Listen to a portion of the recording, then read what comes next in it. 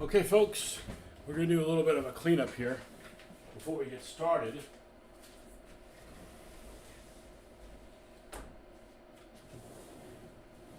Because I'm out of space.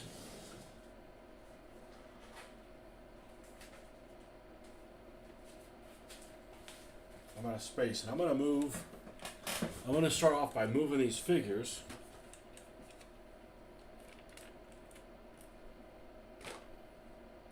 Into this box where the other Afrika figures are.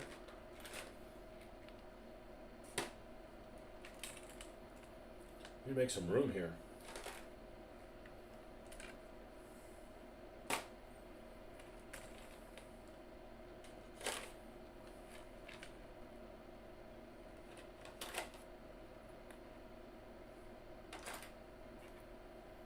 And we'll see if we have any visitors today. Or it's going to turn into like yesterday. Means I just sucked down the feed and paid on my own.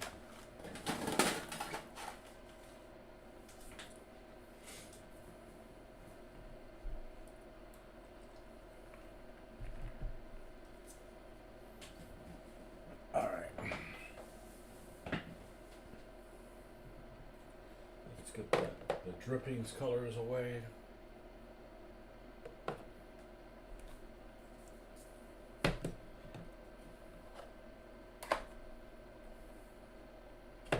The black, the white,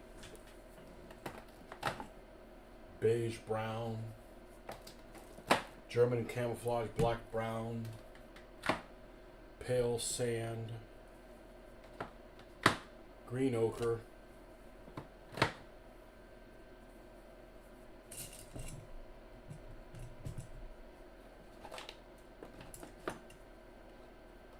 the red. You know what? We're gonna keep the red out. Keep the red out.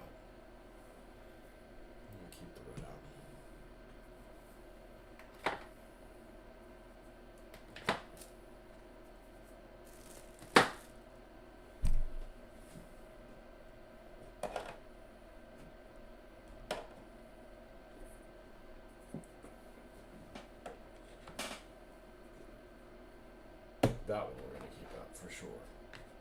That's like the next color we're going to use. Okay. Now we got some living space here.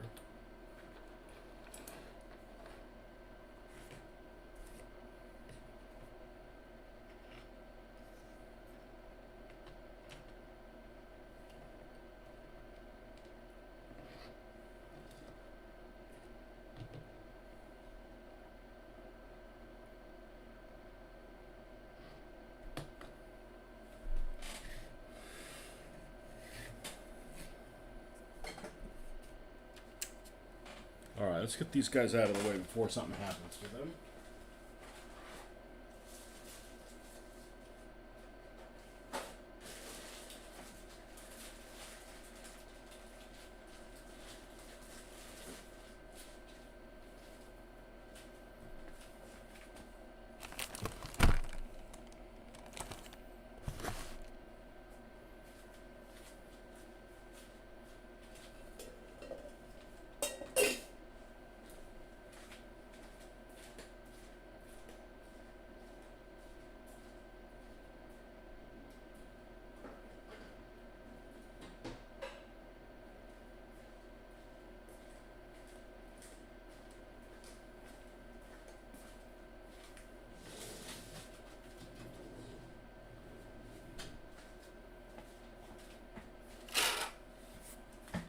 See if I can find something.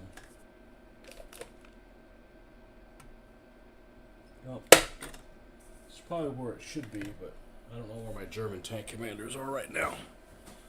So I guess we'll just have to be in a holding pattern as far as that goes.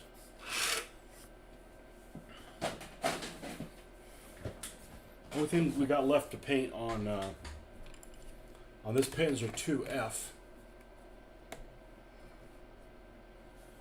is the cushion on the top of the turret.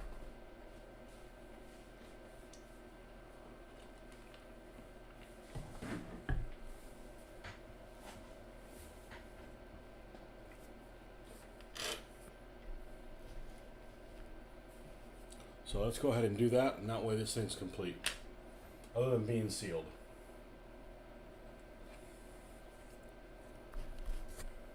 Let's get a little bit of water here.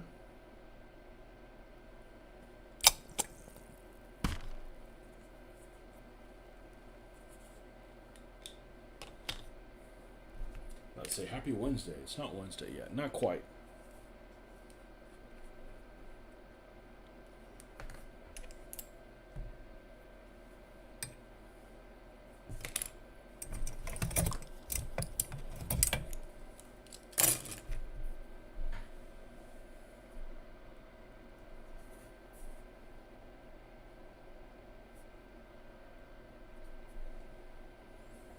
I mean, I started pretty early, so that should help with the people across the ocean.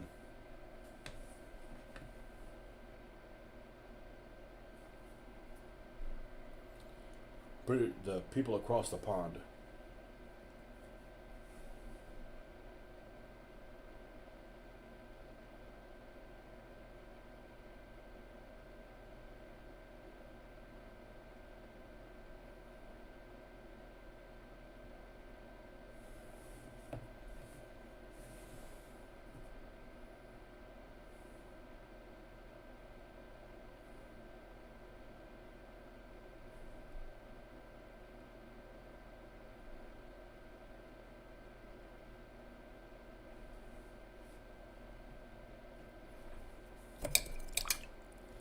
Okay, and until this dries up a little bit, we can't touch that. Now,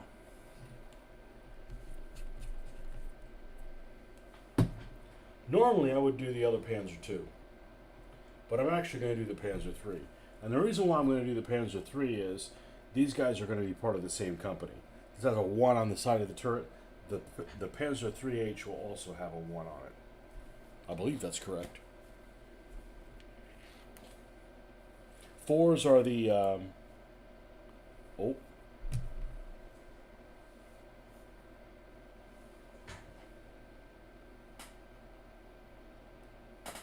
fours are the Panzer IV. We'll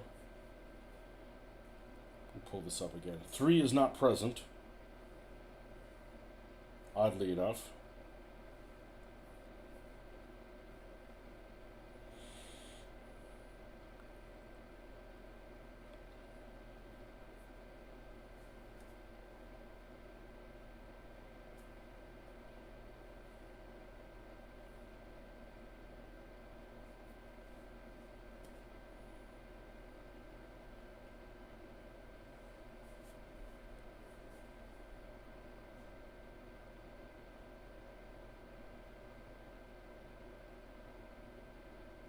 Yep.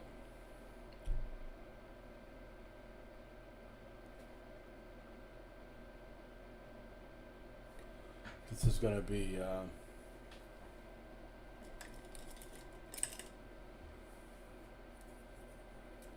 this tank is going to be a 1, and then it's going to be 2, 2, 1. This one.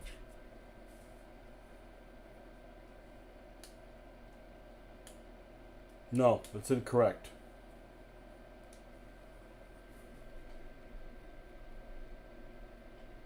Okay, it's a 1, so it's the first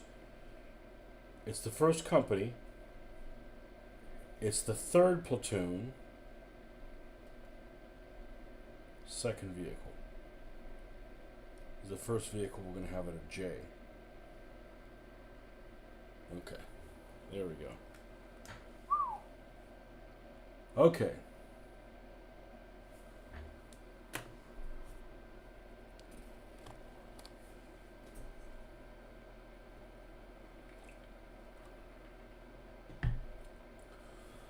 So, we have Panzer Gray sprayed overall.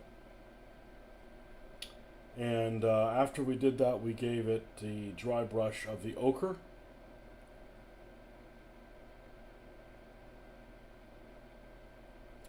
And then we gave it the wash of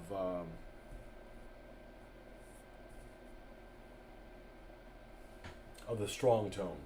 So now the next step is going to be, we're going to overall dry brush this dark sand on it.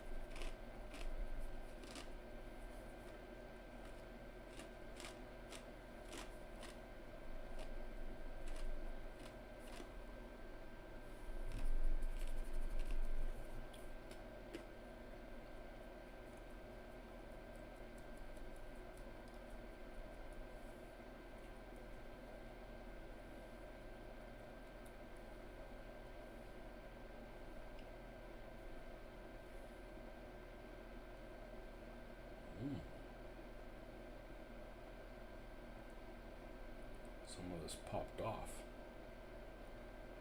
Interesting.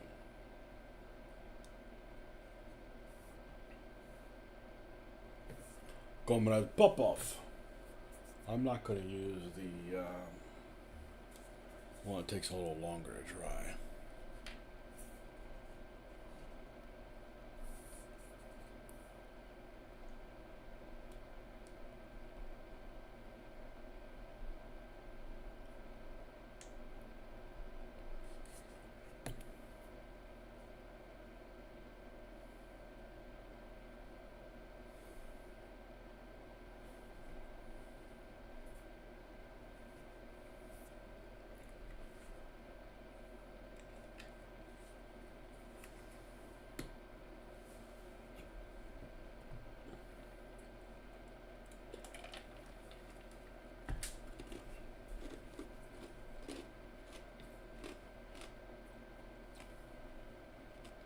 You can really tell the color difference here.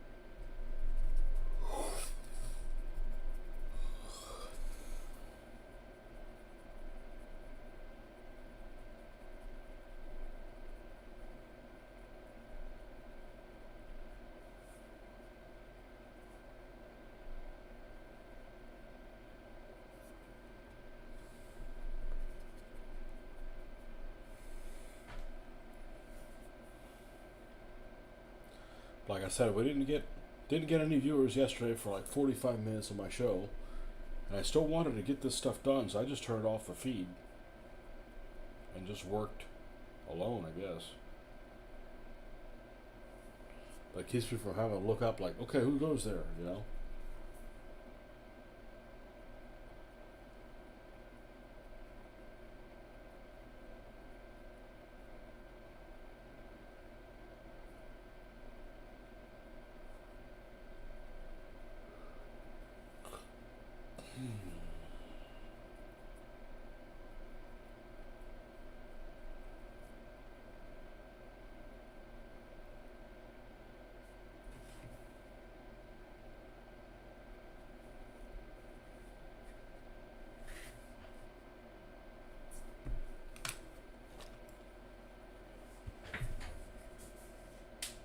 That looks about right.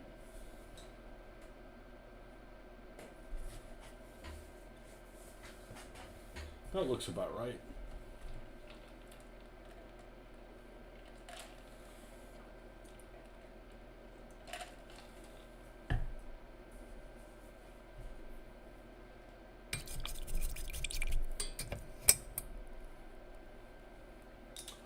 Alright, so while that's drying,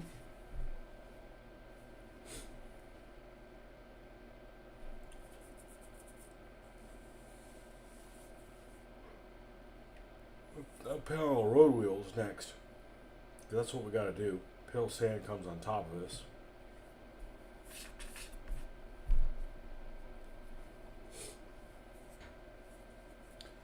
The only person that can drink like super strong coffee and still be yawning.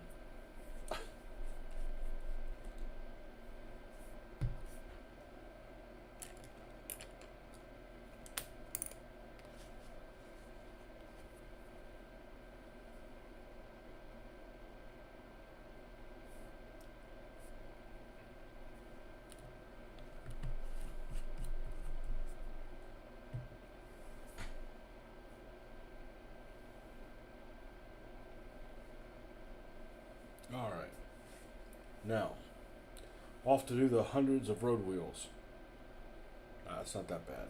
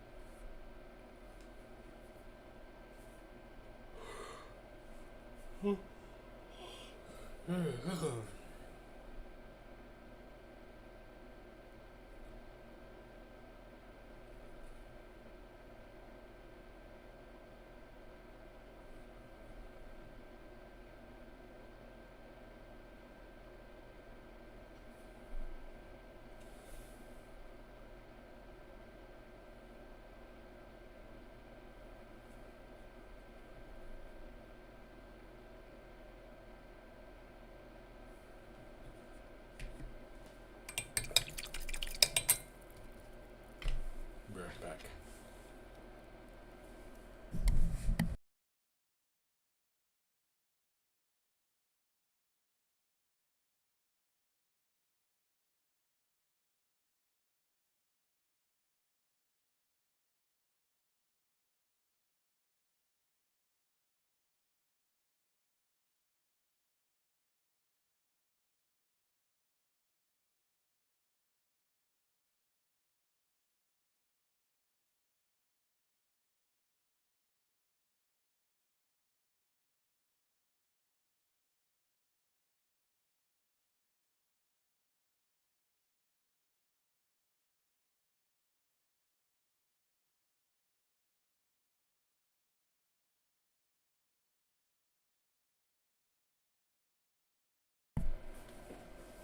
Okay.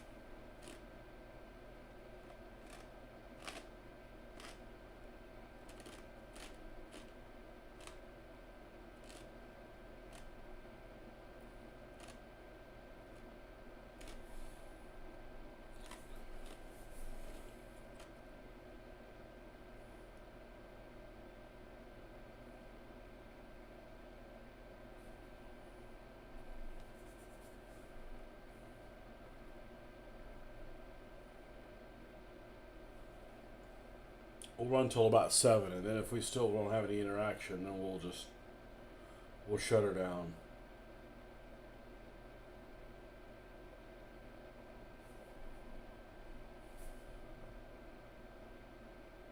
Having better luck in the mornings than in the evenings.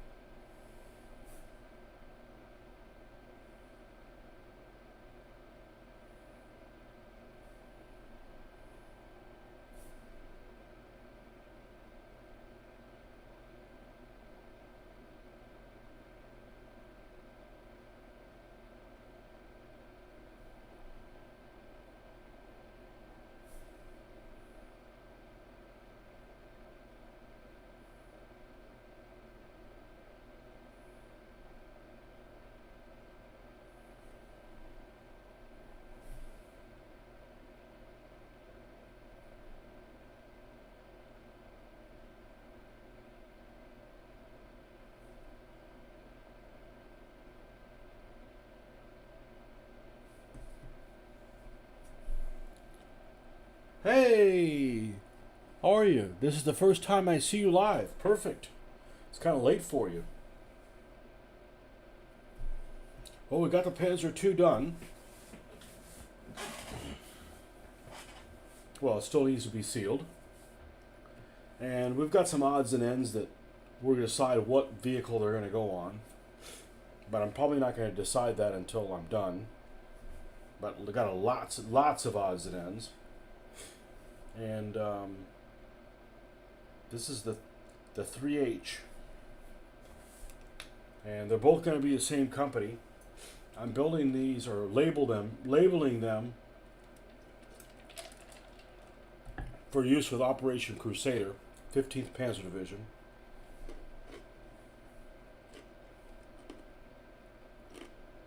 And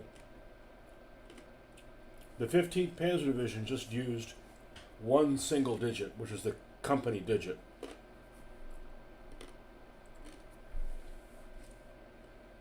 So, have a 1, 2, 3, 4, 5, 6, 7, or 8.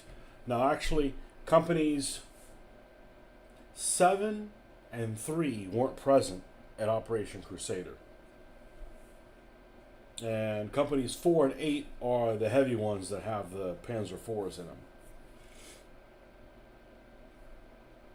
So I knew all that, and then somebody turned me on to the micromark lists.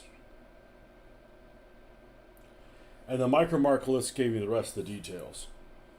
Gave me, which companies had what kind of vehicles in them and so forth. Really, really, really detailed stuff.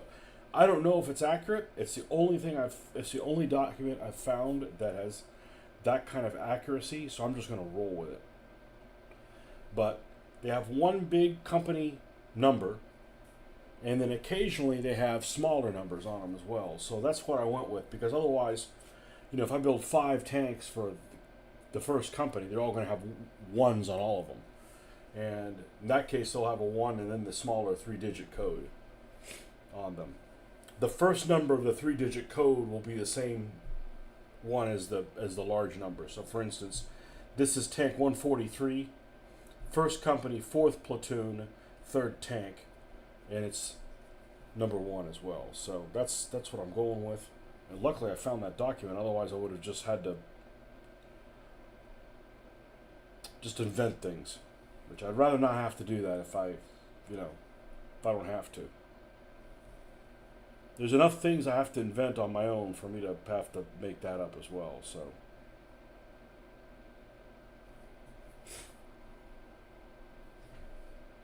But anyhow, Chad ended up, this was my initial order of your tanks. I had gotten a Panzer IIF, a Panzer IIC, an H, and a G.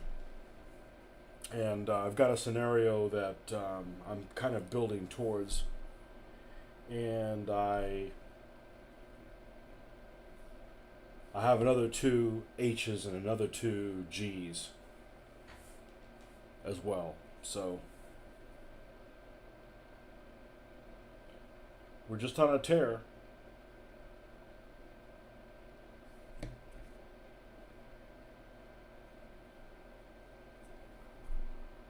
and I've been really happy with how they turned out. There's a lot of juicy details on these little vehicles that is just asking for people to notice. So we'll do our best job to make all that stuff stand out.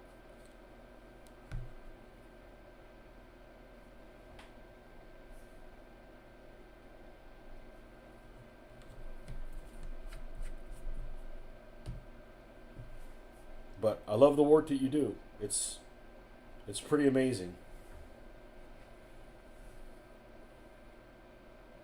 I've thought about doing some of that kind of stuff because I actually come from a drafting background, or at least I took drafting in college. But I just don't have the personality type for electronic things because with the press of a button, everything you've done, it could be gone. So I'll let the pros do that. I don't even want a 3D print. I'll let the pros do that. I'm just a silly painter.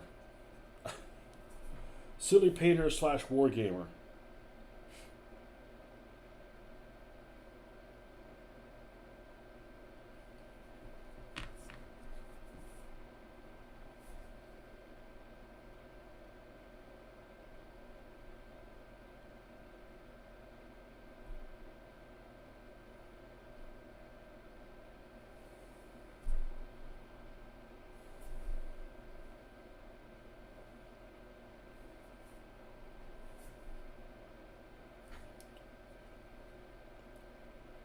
Did this come undone? Maybe a little bit. It's funny because this material that Chad prints in is almost rubbery. And that's a good thing because it's got some give to it. It's not like brittle crack and then I got a problem on my hands. It'll give a little bit.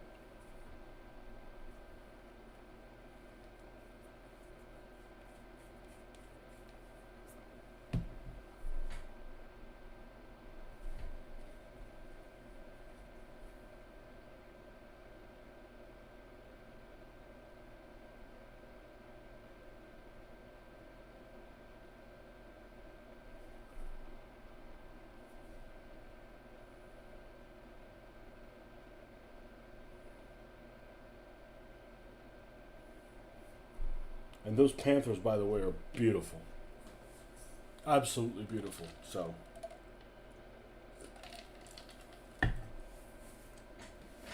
Panther D's with Zimrit, so that's asking for a late 43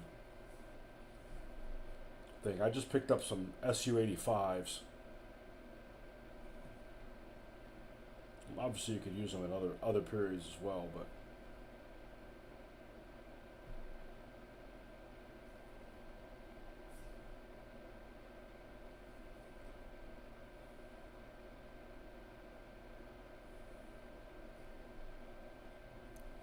and how do you say the name of your company?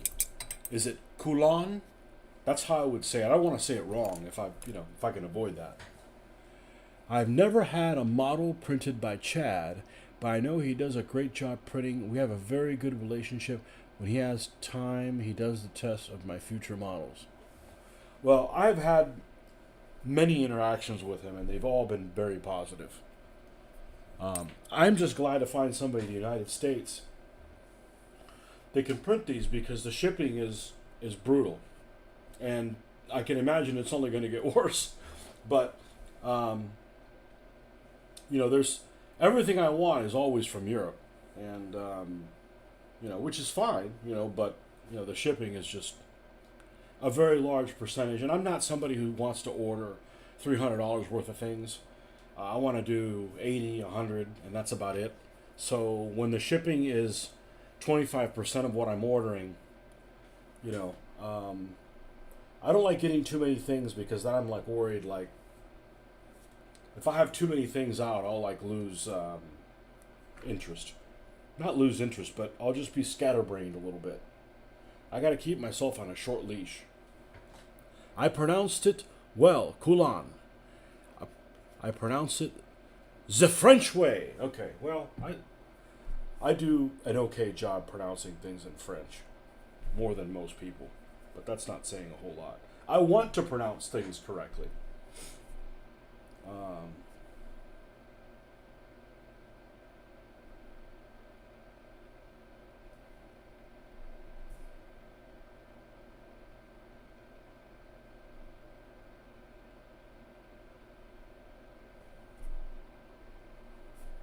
well, I'm definitely going to be painting more of your stuff. There's no doubt about it.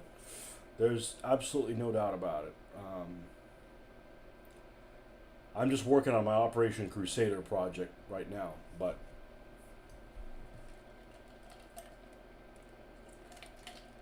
there's all kinds of stuff that you already make that, you know, makes me salivate.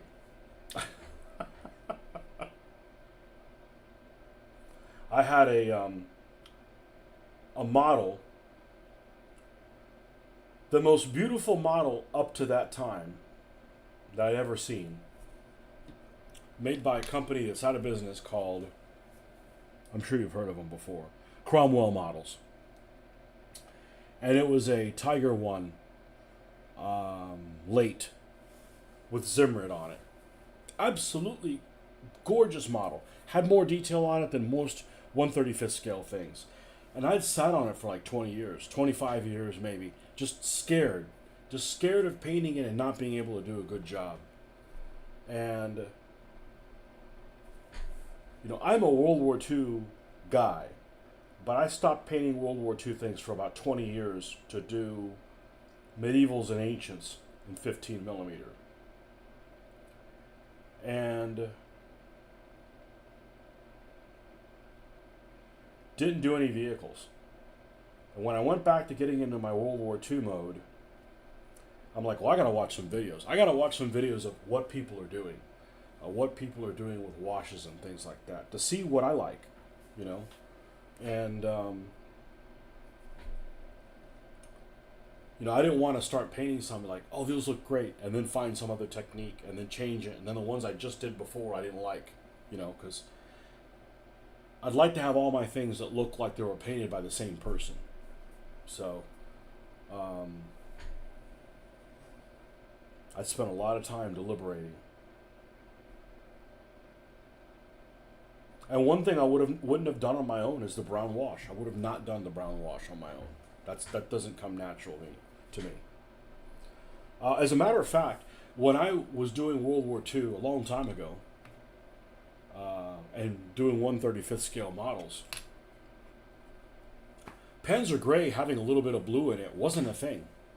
Now people add filters and all that kind of stuff, and I'm like, I used the Tamiya Panzer Gray, and you painted it, and you're done, and that's the color that it is. But since then, there's all these filters and things like that. So, you know, the internet is a valuable tool because you can see what other people have come up with, and you're like, man, I never thought about doing that. And you can also see like, I don't want to. I'd prefer not to do it that way. You know, I don't understand everything you're saying. Unfortunately, I'm not very good at languages. Oh, I'm sorry. I could do Spanish, but I can't do French.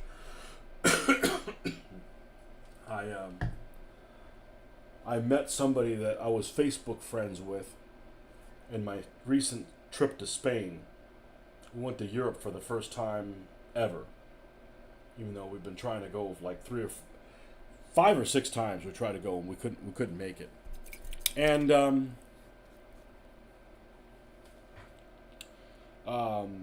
he could speak both languages, and I could speak Spanish pretty well, but I have a limited vocabulary because I only used it to speak with mom and dad. So if I'm talking about things that are technical or historical, talking about work, my vocabulary is kind of limited. And you know, I met him and we spent probably 3 hours talking. And I just did it all in Spanish. I said, if I can't come up with a word, I'm just going to throw the English word in and then just roll back into Spanish. And I could probably use that kind of practice more often than not.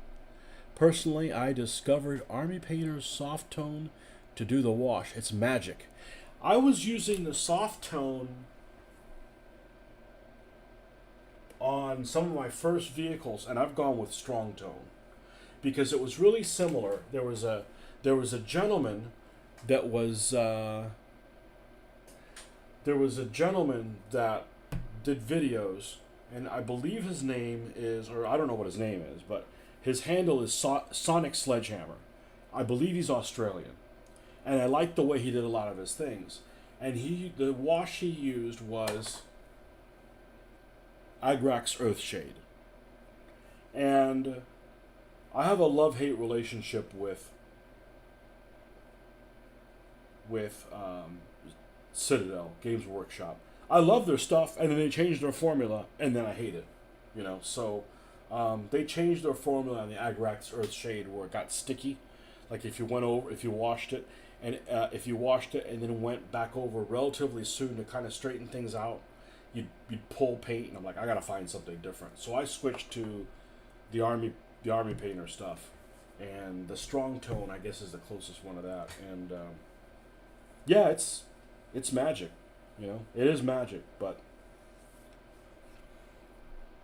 the secret I found is you just have to put a lot of levels. You can't just, people are like, oh, I dry brushed it once. How come it doesn't look that good? Because you only have two tones. You got the base tone and the dry brush tone. So like these particular vehicles, these are the Afrika Korps ones. They're painted, I prime everything in black. They're spray painted with, they're airbrushed with, I could have hand painted them as well, but airbrushing is a little quicker. With Panzer Gray, I highlighted it with one of the Sand Grau colors a little bit. Then I dry brushed green ochre on top of it, which I believe is one of the colors that Vallejo recommends to use as the base color. Then it got the strong tone wash, and then we go back over it with this dark sand, which is one of the colors that I use to weather for the desert. A little bit of pale sand over that, which is even lighter, and we do the Nuln oil for the washes, and then picket things, and then use some of these for dripping. It's a multiple step process, but I think it turns out really well, and it gives a lot of things for your eye to catch on to and go, that's interesting. Oh, that's a nice little stain over there. Just lots of things for your eye to get interested in. Agrax, I find it much too dark. It requires more work afterwards. With a soft tone, there's almost nothing to do afterwards. Like me in English. Yeah. So when I do the wash, what I normally do is I give the wash and then I dry brush the color that I just washed over. So in other words, if I was going to this Panzer Gray vehicle, we Panzer Grayed it, we did the wash, and then I dry brushed the Panzer Gray over it again, lightly. And then, lighten the Panzer Gray as well after that. But it works for me. I've seen other people that have even more steps, and I'm like, okay, at some point, I do need to move on and paint a different vehicle. You can't spend a month on every vehicle, or you wouldn't get anything done. But ultimately, it's whatever you're happy with.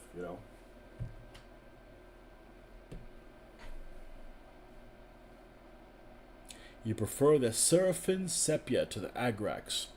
More flexible. I don't know that one.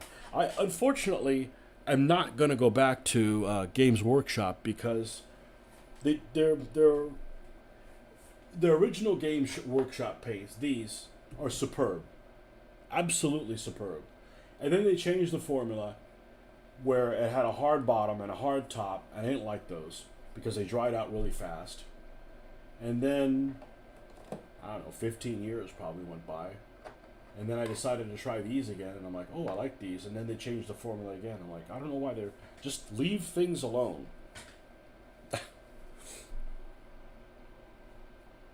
And I guess I could make my own, but, at some point, you have to sub things out to other people, At some point, other people have to do some of the work. You got to delegate things, so...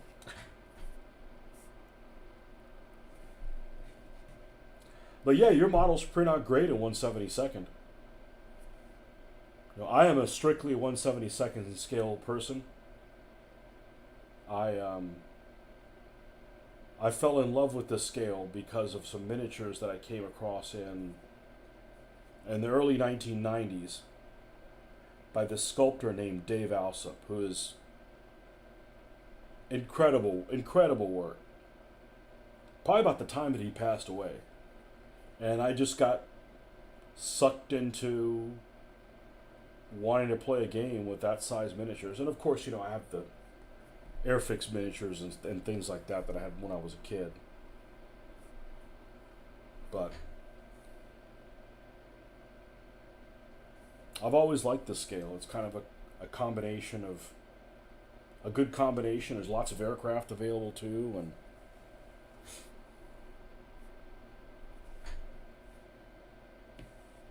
okay, so we got those wheels are done. These wheels are done. Okay. Normally I don't like to go and paint the other black things on here. But I'm going to go ahead and do them because I need the wheels to dry. I always paint the ubiquitous German jacks. I always paint them in metal color. I know that sometimes they're painted on the tanks. I think it's an opportunity to give something a little bit more variation in color. Just like I always paint the wooden handles on shovels and things like that. You make me work on your English. Well, it's a team effort,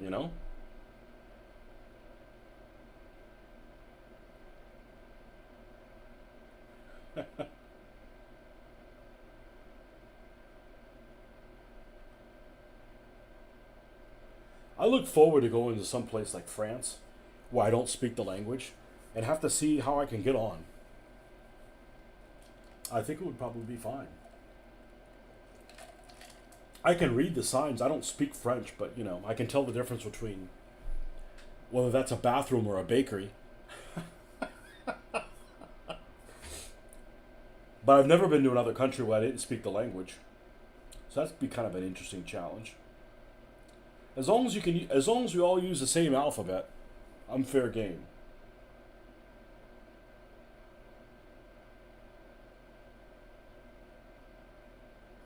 I came across a set of books. I went to a used bookstore today this weekend, which was huge, like the size of a furniture store, and they had subdivided it into different sections, and I call it a used bookstore, but you can buy things there that are basically brand new. They just sat on somebody's shelf, and then they didn't want it anymore, and they traded them in. And there's these series of books. I should have bought one of them. Maybe next time I go there, I will buy one. And they're similar to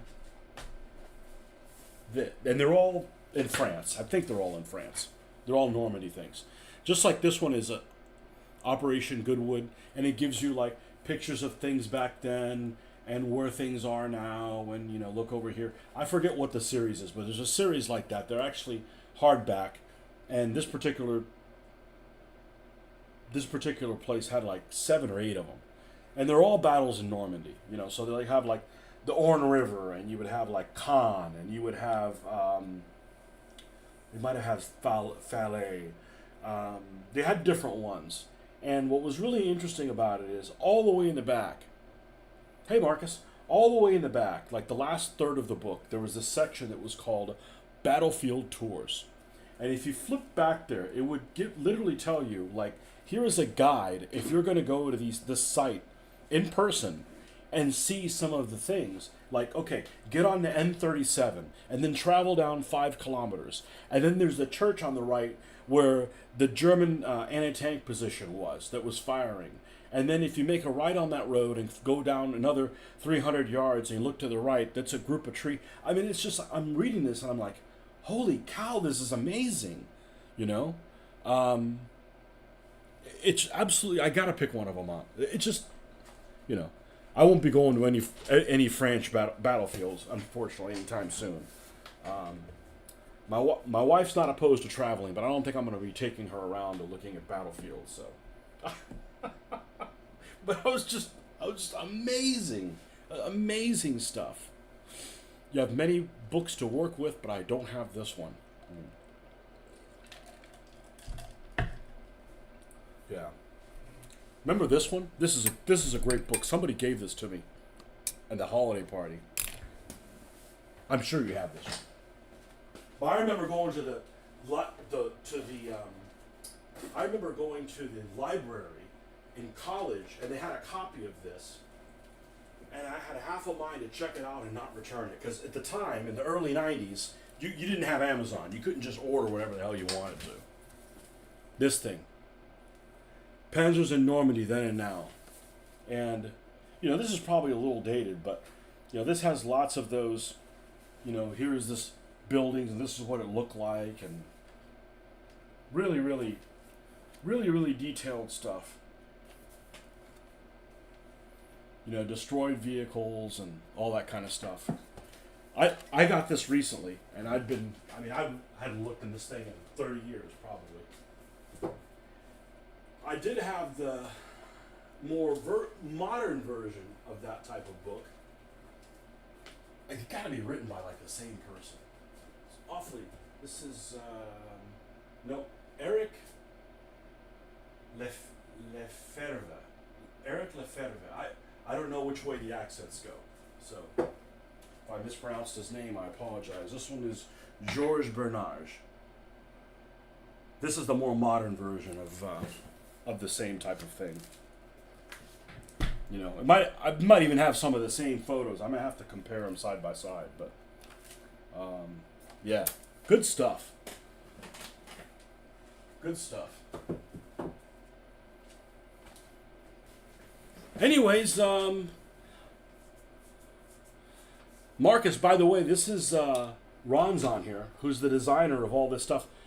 Ron, Marcus has bought some of your stuff from Chad as well. I know for a fact that one of the grants. So at some point, I'm probably going to work my way in Tunisia, and there's going to be some Lees in my future, no doubt. Yep, that's him. That's him. We're big fans of your stuff, Ron. Big fans. So, just trying to do them justice here. Make these things look as awesome as they are.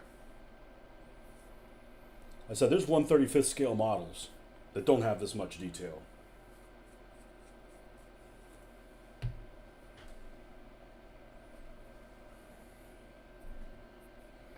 Yeah, they're simply amazing. Alright, we got the little wire cutters here.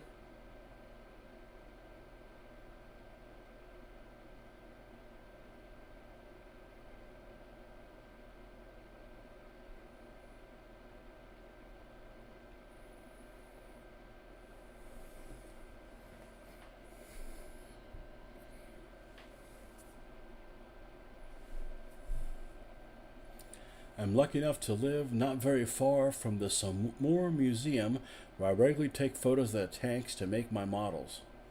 Excellent. Of course, you know that some of those things in the museum sometimes are incorrect. You got to keep those museum people straight.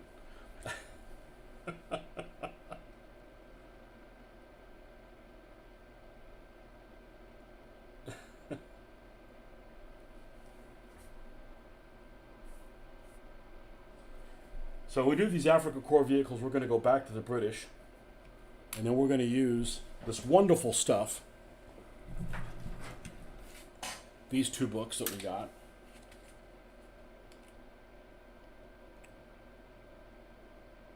From Mr. Starmer, and the second one, which includes Alamein in Tunisia. So, looking forward to doing that. Just a lot of stuff to do. Just a lot of stuff to do.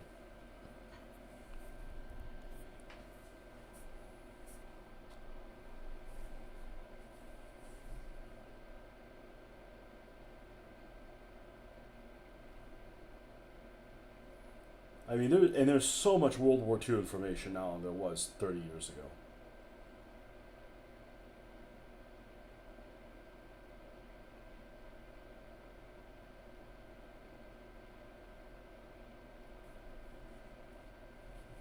Yeah, I actually found out about Chad by going to your site.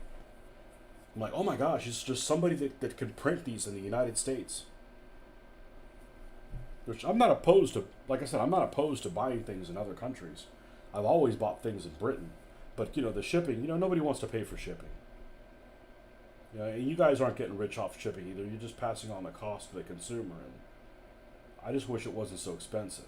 That's all. I know that there are lots of errors in the museum reconstructions. I cross-referenced the data with the books afterwards and the comments on people who are knowledgeable about it. We just discovered these last fall will be regulars, I'm sure. Yep.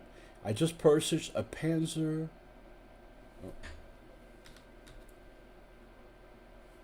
3N in your last batch. Looking forward to paying that one.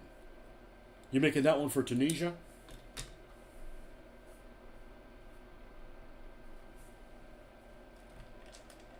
So it was interesting because I found out something I didn't know, which happens a lot. Um, and I was doing research on German trucks because getting those micromark lists, it seemed like there was a whole lot of Krupp-Protzes in the Afrika list, and I've never seen a picture of a Krupp-Protz. I don't know if I'm pronouncing that correctly. I got the Krupp part correctly. Krupp-Protz. In Africa, in desert. I've only seen them in France, Low Countries, Barbarossa. That's it. It's a nice looking truck. I like the way the Krupp-Protz looks. So then I came across. I was looking at German trucks, and I came across this article that said the most common German truck was a truck I'd never even heard of before. It wasn't the Opel Blitz. It was like the Majarius or something like that. And I'm like, what? Well, why doesn't anybody make that? Of course, the Germans use whatever they can get their hands on, and made their spare parts situation even worse than it was. But most common German World War II truck.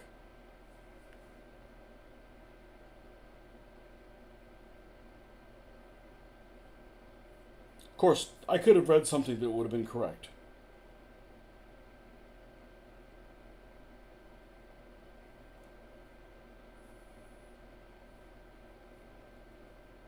The most common wartime truck became the Magirus A3000, 3-ton 4x4 cargo.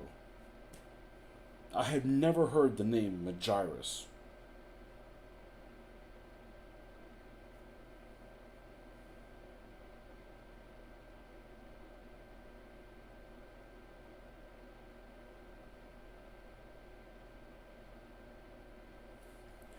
Anyhow.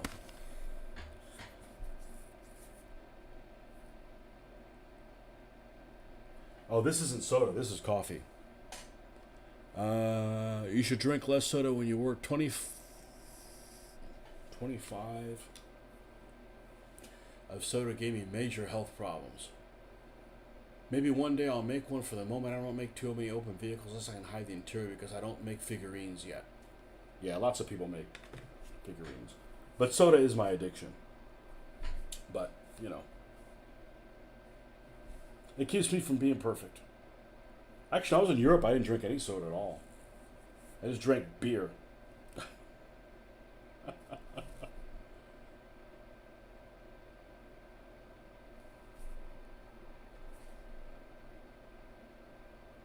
Actually, when I hobby is when I drink soda. I don't drink any soda when I'm at work.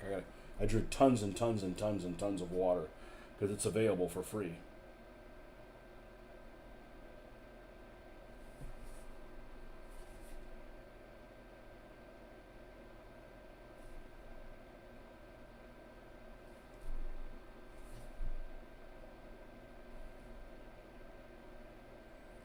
Yeah, I've never heard of that truck before.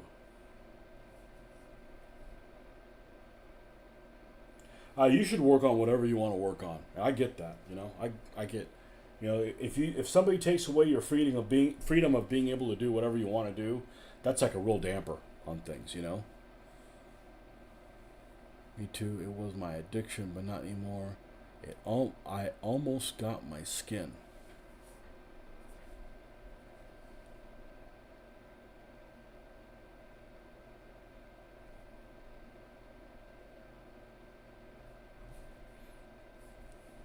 Okay, so we got that little guy. We're gonna work on the muffler parts next. Later, what I meant to say. We have this little cranky thing, which I realize what it's for. It's actually to start the engine. I thought it was just to, you know, like, I gotta change a tire, you know, but I mean, I guess it might work for that as well, but it's to crank the engine up. I was watching a video of them starting up a Stug, and I'm like, oh my god, that's what that thing's for.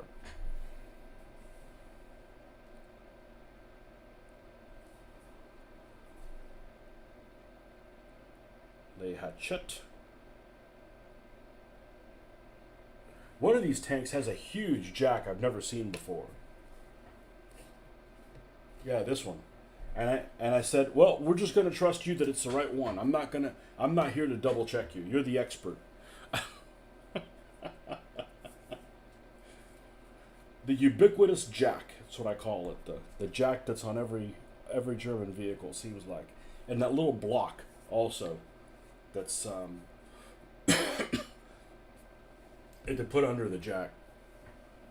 Almost every vehicle has that. I think some of the armored cars don't.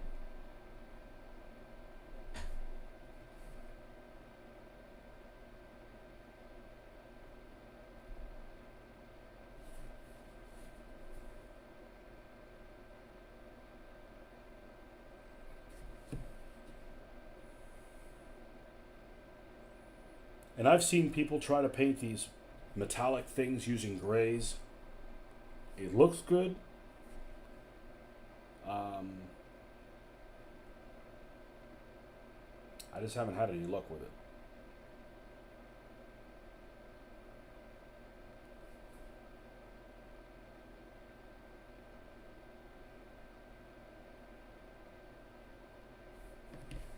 All right, the antenna.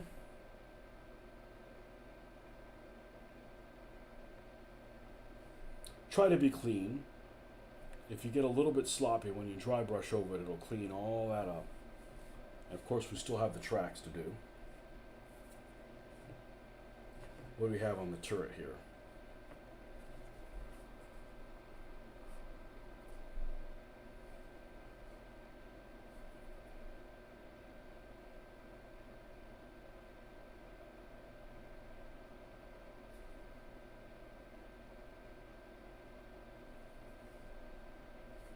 Barrel's good.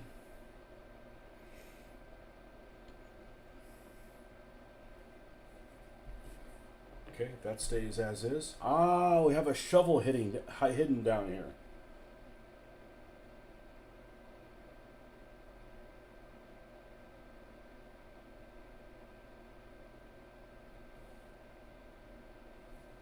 We'll worry about the wooden parts later. Okay. Now, I'm going to move to the track. The color I like to use for the track is, if you're assuming you're doing track that is metallic, is this German camouflage black-brown. I'm not a fan of doing tracks in some orange-like color. Tony, check out the Pegasus German truck set. Do you think these are the Majiris A3000s? That's why I was looking at this set. Ooh. Let's see. I'm not a German truck expert, but I'll take a look at it. Pegasus is such a mixed bag. Actually, I was happy with them, and then that King Tiger that the glue won't work on was just crazy. Pegasus, German trucks. They're not called Opel Blitz? Huh. German Army trucks. Consider the possibility used to improve the Pegasus Mercedes L3000 SR. See the preview here.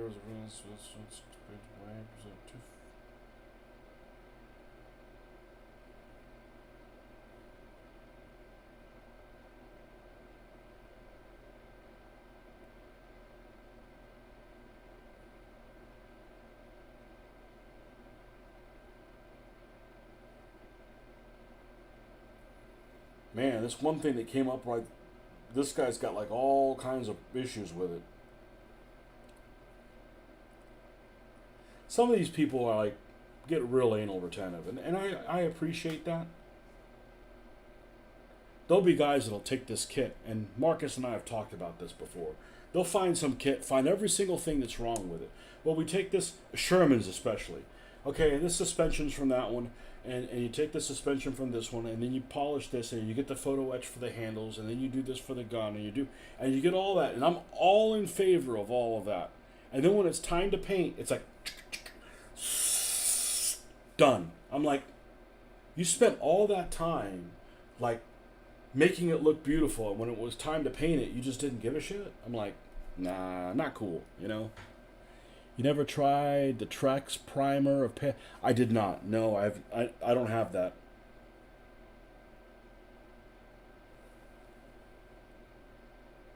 No window material, no headlights, no hand tools.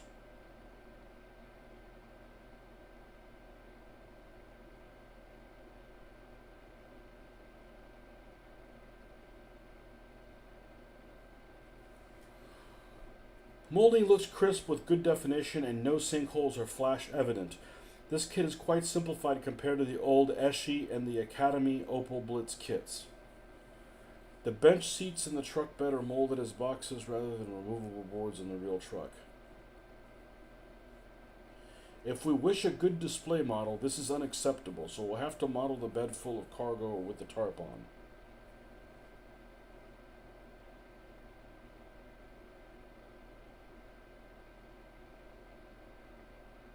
I'd probably get if you need to get trucks, I'd probably get them from Chad. He's got access to all kinds of stuff.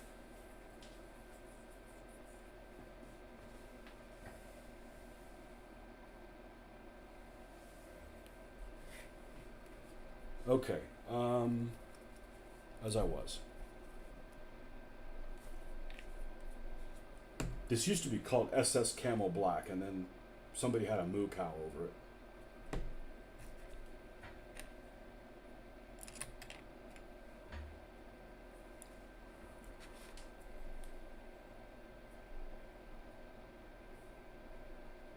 Like, you can't mention SS stuff. I can, and then I just mention that they're rat bastards. SS, all my Germans are Nazi bastards, and all my Soviets are commie bastards.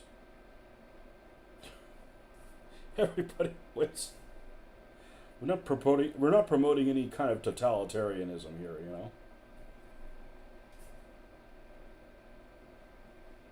I'll paint swastikas on stuff when it belongs, and I won't show them on pictures, because then the next thing you know, you got the bots after you.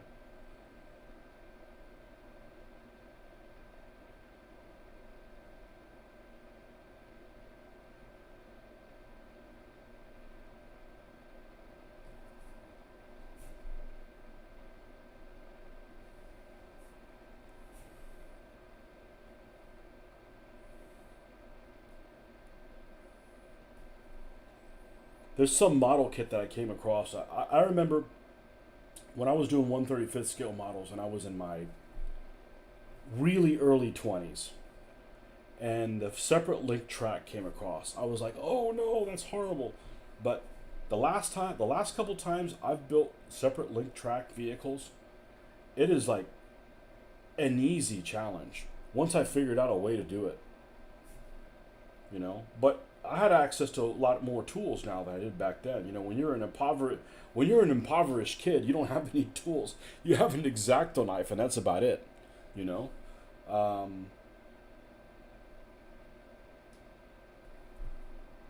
But I like the separate link track. But there was this one kit that some guy was telling me about that not only did it had separate link track, but each link was like composed of like 5 pieces. And this was in 1/35th scale. I'm like, wow, that's extreme. I mean, I probably would pull it off, but that's extreme.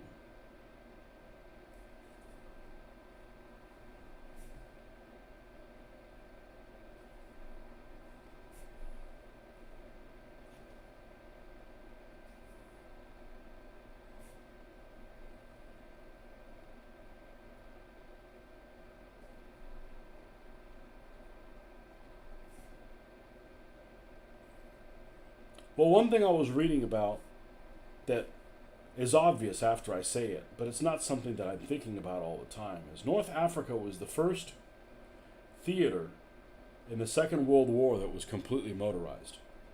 Meaning, you didn't have any pack animals that were used to, like, haul anti-tank guns and things like that. I mean, the British were always all motorized, but like the Germans, they relied on horses and stuff like that.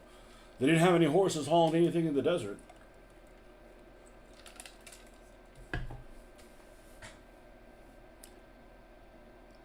It's my obsession to paint the tracks on the models. Oh, well, we're painting them. And depending if they weren't metal tracks, we'd use a different method. But I've been pretty happy with this. Now Marcus's his obsession is painting things you can't see, like the whole underside. Well, there's holes there, man. I know that's gonna give you nightmares. No.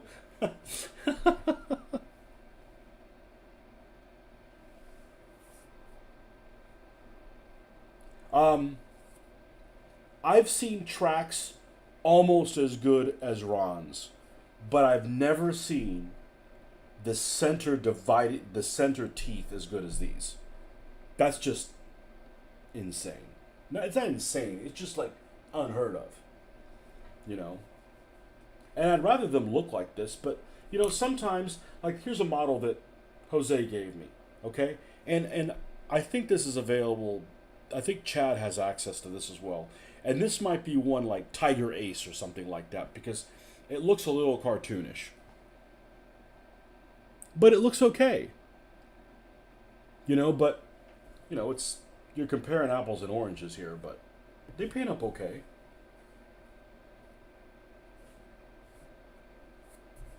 Man, this was empowering to paint all those Balkan Kreutzes. And, like, I didn't have the right decal. Like, screw it, I'm painting them. Done.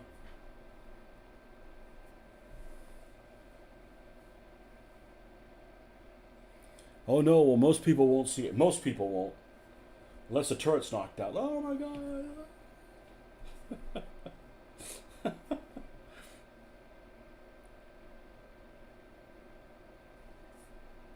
We all have things that we're super anal retentive about. And that's okay.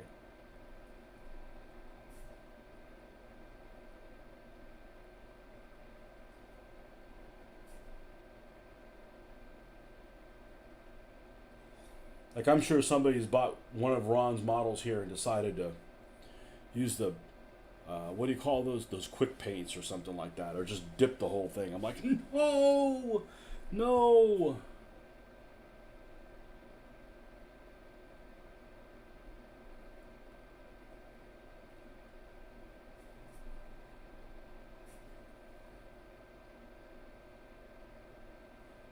Now, you said your things were scaled in 1/56th.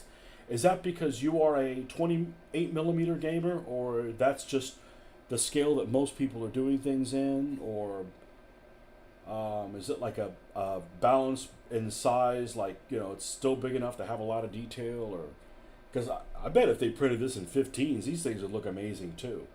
I mean, at some point it's not going to work because you're going to lose some of the track detail and stuff like that, but they're still going to look better than anybody else's stuff and that other scale. You just spent a whole day making a link for the future Panther D. Tried to understand how it's made. Try to make the links in as reality as I assemble the catapult thing, but like trying to give a realistic shape. Well, they look great.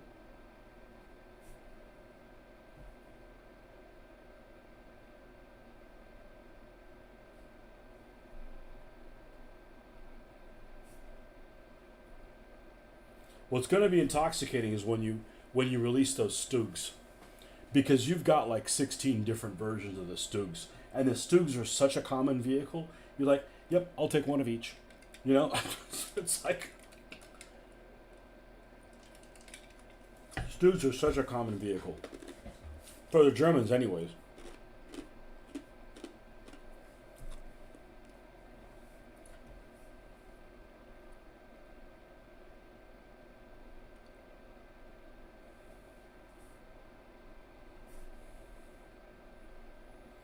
we all have our passions that we spend a whole lot of time on. I've spent a lot of time trying to get the markings correct for the British units at Operation Crusader, and it's not been easy.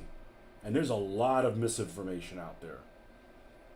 You know, reference and cross-reference, and that doesn't make sense, that this would be this, and, you know, and sometimes you just have to go with a gut instinct, but a lot of the information that we're looking for, just nobody wrote down. They were too busy being shot at, you know?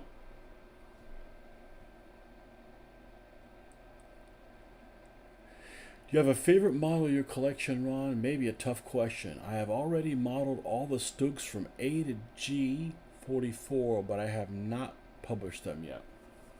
Well, you take your time. We got lots of good stuff you've already published to do. One of the other projects that I want to get to this year is, I'm a big fan of Operation Wintergewitter. That's the release. That is the relief, the failed relief of to Stalingrad, and you got a lot of J's and L, Panzer III J's and L's with the Ostketten on them as well. So that's, I can see those in my future.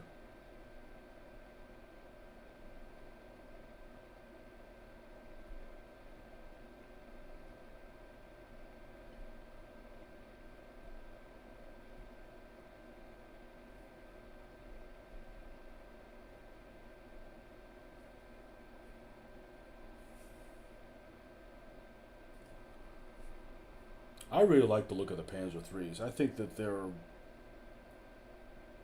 really nice looking. It is a nice looking tank.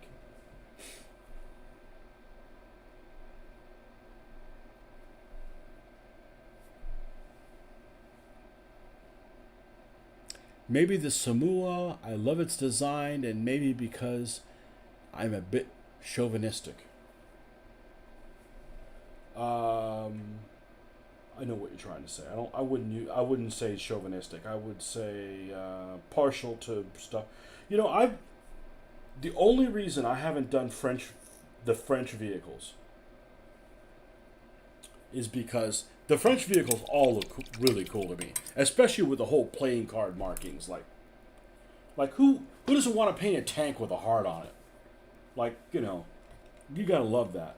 Is the Germans of the same period? Well, not the Czech 38s, but all the Panzer IIIs and 4s don't have the turret basket in the back, and they look weird. They look weird without having that box in the back, but actually, I just got an influx of Czech 38s, so.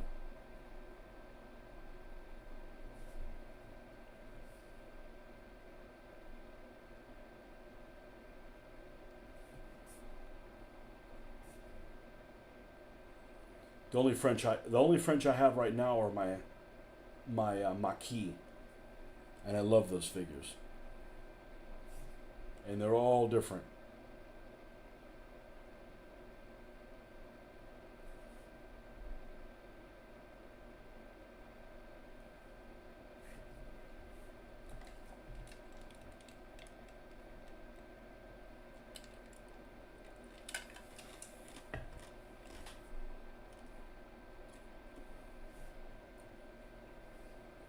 I like the Samoa tank because if you were blind and you couldn't find it, you just feel around and you go, Samoa, okay, here it is. It's written on the front of the tank.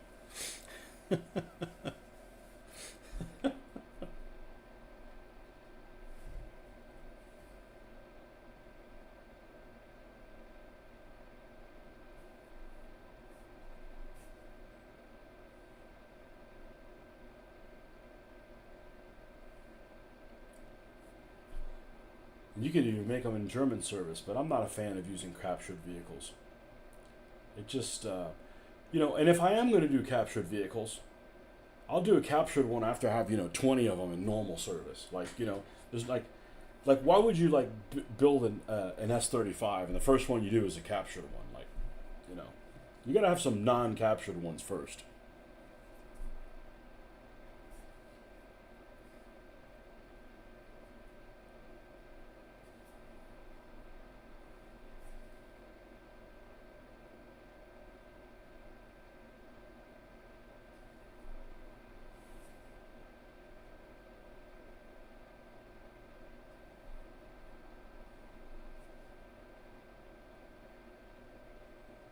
The only World War II French that I ever had a sizable amount was the French Navy. I had probably 70 or so ships on 1/2400 scale. And the French ships are gorgeous. And they're a really good matchup against the Italians. They're similar. They all have high-powered guns, pretty long range, pretty decent armor. They're fast, and they both look good.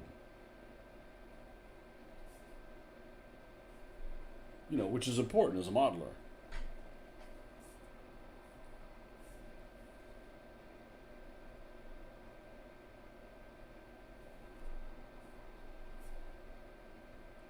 Now, a thing that throws me for a loop is there's some French vehicles. I want to say that half track they had was one of them. But there's some French vehicles that had the steering column on the British side.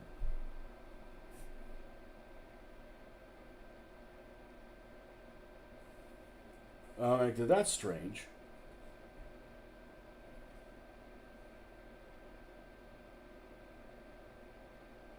All right, let's go underneath.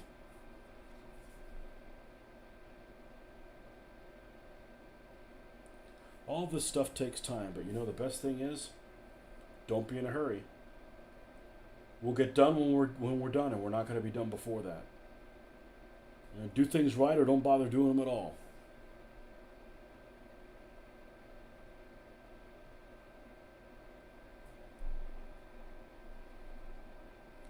Or as we used to say when we used to play racing games, you can't crash fast enough to win.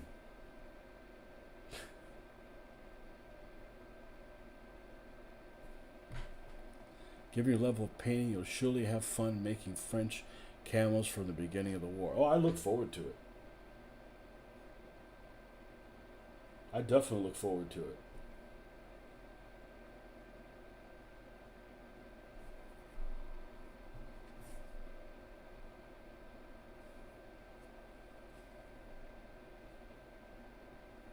Okay, now the spare track on the front.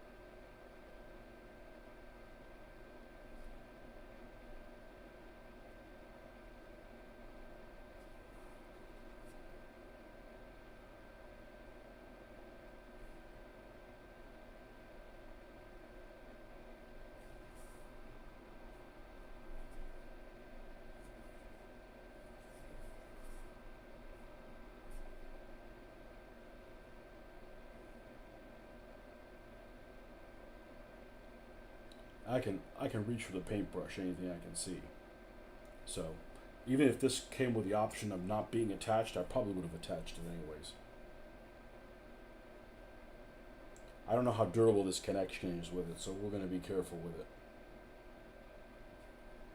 But Chad's resin mix has some flex in it, which is nice because, you know, in case it gets a jolt or something, it'll flex before it just snaps and breaks off.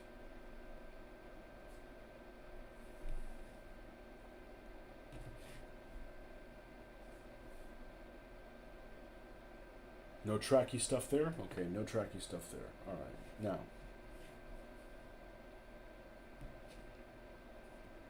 The tracks are wet, so we can't do anything with that yet. We gotta wait for that to dry completely.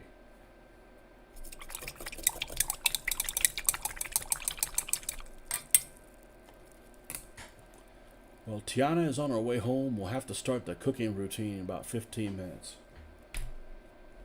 Just have her get McDonald's on the way home.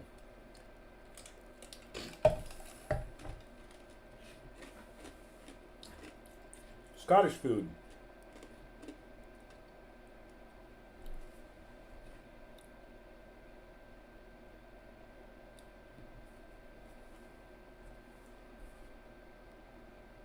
Yeah, so we haven't added one of the shades yet. Speaking of coming home, there's the wife. But you can tell already where we have changed from this to this. And we still have that pale sand to bring it.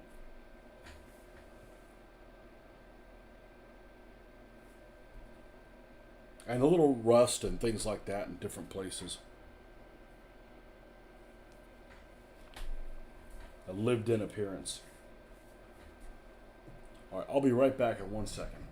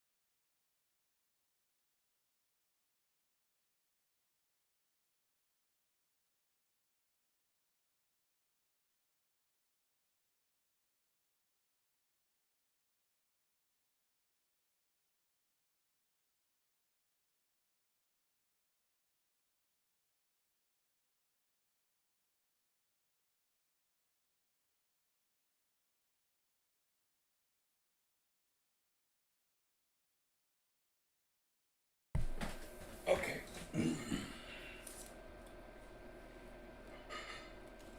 Her coach would kill you if you have McDonald's. Well, not if it's a Scottish coach, right? Because that's Scottish food, right? I had a friend of mine of supposed Scottish descent. He's an American, but he claims he has Scottish descent.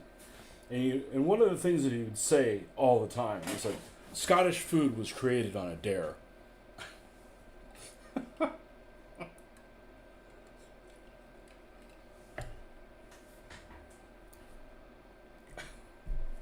Okay. Let's get pale sand out here. ¿Dónde está? Ha! There it is.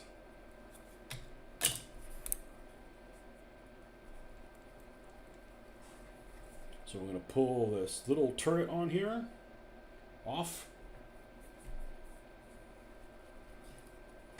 And we're going to learn our lesson and not put the live paint directly on here, because then you put your hand on it and you transfer it somewhere else. And you just created a cleanup issue for yourself. And is this thing dry? No.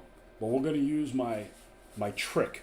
The trick that is the only thing that I claim as my own. Somebody else may have come up with it, but I didn't find out about them, so I'm claiming this one. And that is using hand sanitizer to clean these acrylic paint.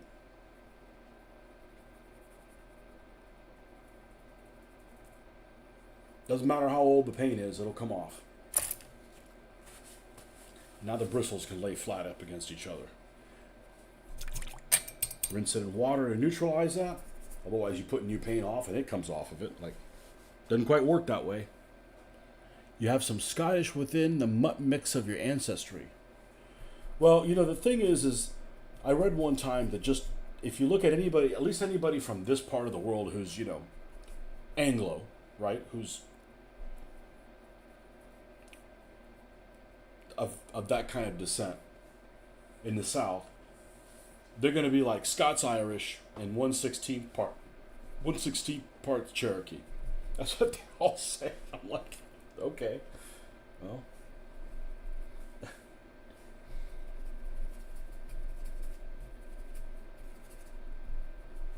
All right. Always test on the tracks first. There we go.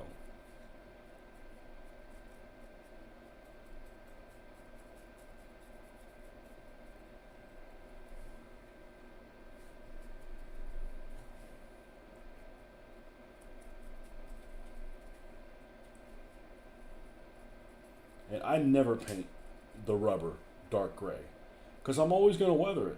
So if you paint it dark gray and you weather it, then you got light gray, and that looks wrong.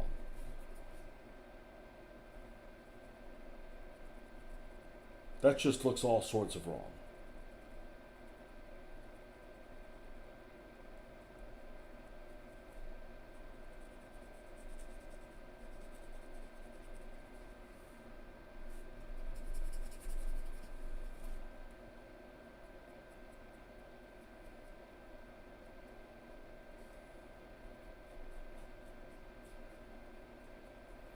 But the way I look at it is, I don't know how many hours Ron spent designing this thing. But let's just say it's a lot, which I'm sure it is. The least you can do is spend a lot of hours painting it to do it justice.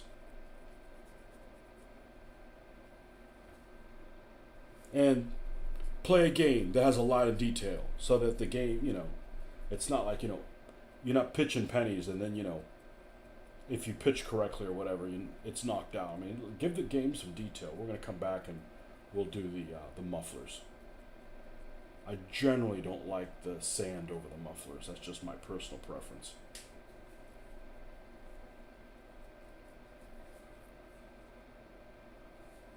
Okay.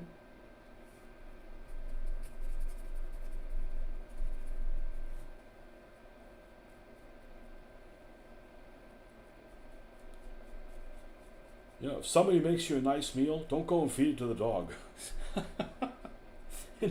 Enjoy it.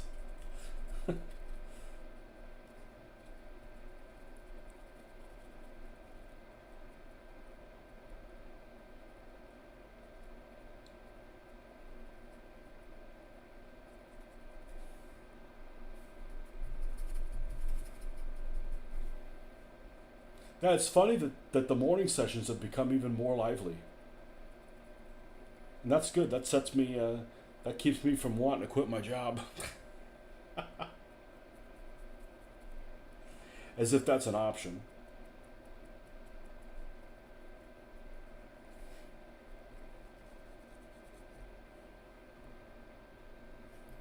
Gets everything going in the right direction in the mornings. I agree with that. I have fun painting all the fine details, and you've also got me in a paint unit and tactical mark. It's super interesting. I think I'm fascinated by finding out about the,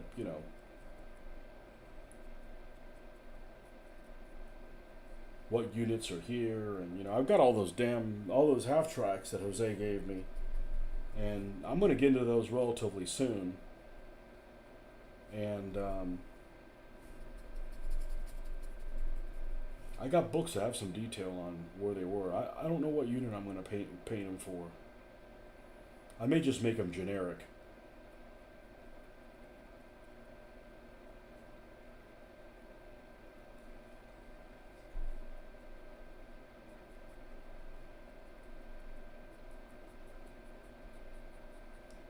Well, if I make people paint better than they were before, then that's good. And I know other people do the same thing. I'll watch other people's stuff and I'm like, man, I could do better than that.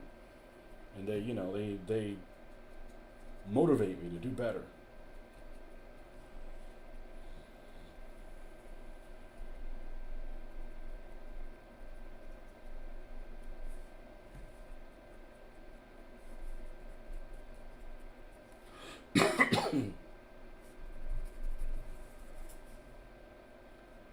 But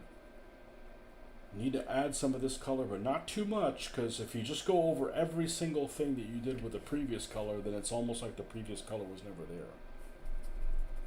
You can't walk all over it, you know. It's still...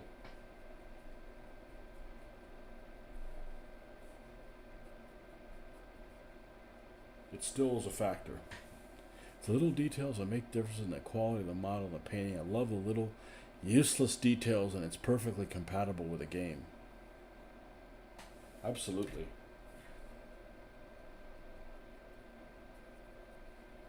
That's the one thing that I never understand about Games Workshop. Games Workshop, for the most part, makes some really nice models. Now, they make stuff that I'm not interested in because it's just fantasy.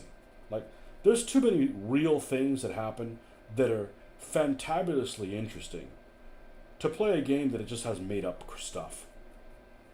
So, you know, reality is just too interesting for me, but that's just a personal preference. But regardless, they make some really nice models that are really expensive, that take a long time to paint correctly. And they have a game system that is like, doesn't give them enough time to enjoy them on the battlefield before they're gone. It's a little too generic. And it's like, that's kind of a shame. And I just used, you know, Games Workshop as an example. I'm sure that there's many other things that fall in that same category. Okay, we're approaching the stop where we need to be.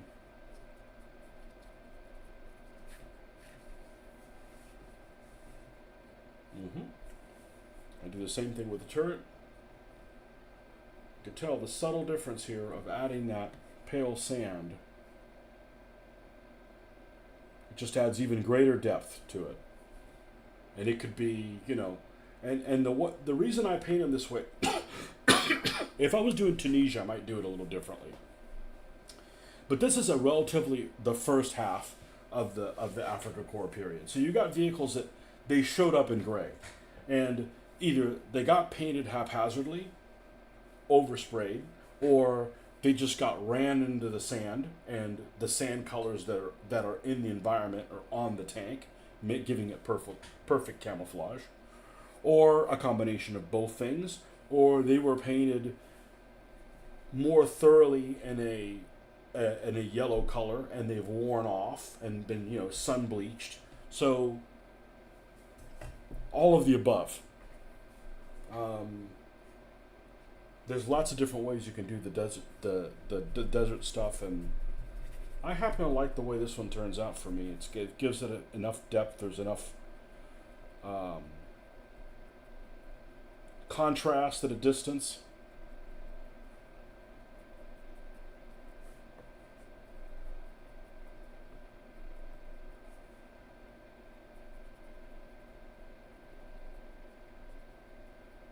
Just not a fan of chipping. You know, we're wearing them out. There could be chipping in there, but it's, you know, it's in 1/72nd scale. It's not all up in your face.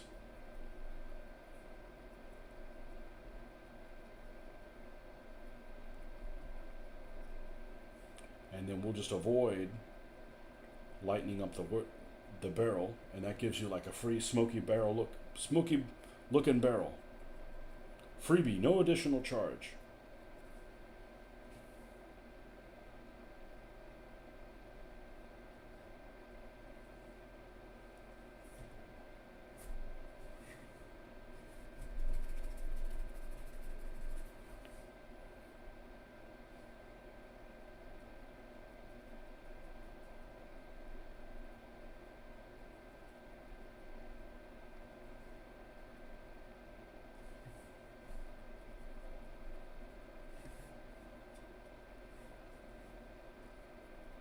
And some of the most amazing things I have seen on your models, Ron, is these like tow hooks back here. They're just amazing. Hidden all the way back there. This one doesn't have it, but the Panzer IIs do. Okay, so we got this guy about where we need him to go. So the next thing we're going to do is we're going to do black lining.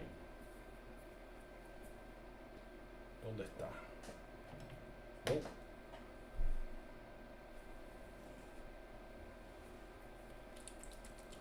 Linolene oil.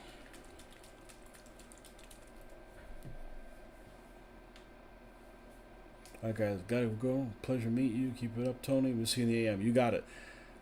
See you next time, I hope. It's very late in France. I'm making an effort to stay because I'm delighted to see Tony live. It's educational. It's really easy because I've done it so many times. I was actually going to make a video of, not because I want somebody to paint my way, but it's just like people ask me, and it's like, I'm willing to give away all my secrets. You know, I'm not going to be like, well, I'm going to keep them from anybody. That way people think I'm special. I'm like, no, I've gotten a lot of free things, a lot of free ideas from the internet. It's my way of giving back. Like, look, this is stuff that I got down that turns out really well if you follow it step by step. But I don't have a producer, and I was shooting these videos, and I went and shot this whole section of how I was airbrushing, and I'm not an airbrushing expert. I'm a hands-on paintbrush guy. I can airbrush okay, but and I'm getting better every time. But I mainly only started airbrushing just so I didn't have to use the toxic spray paints that smell horrible. They're really expensive, and the quality on them has really gone downhill. And then I've just slowly added, well, I could do this with the airbrush. I could do this with the airbrush, but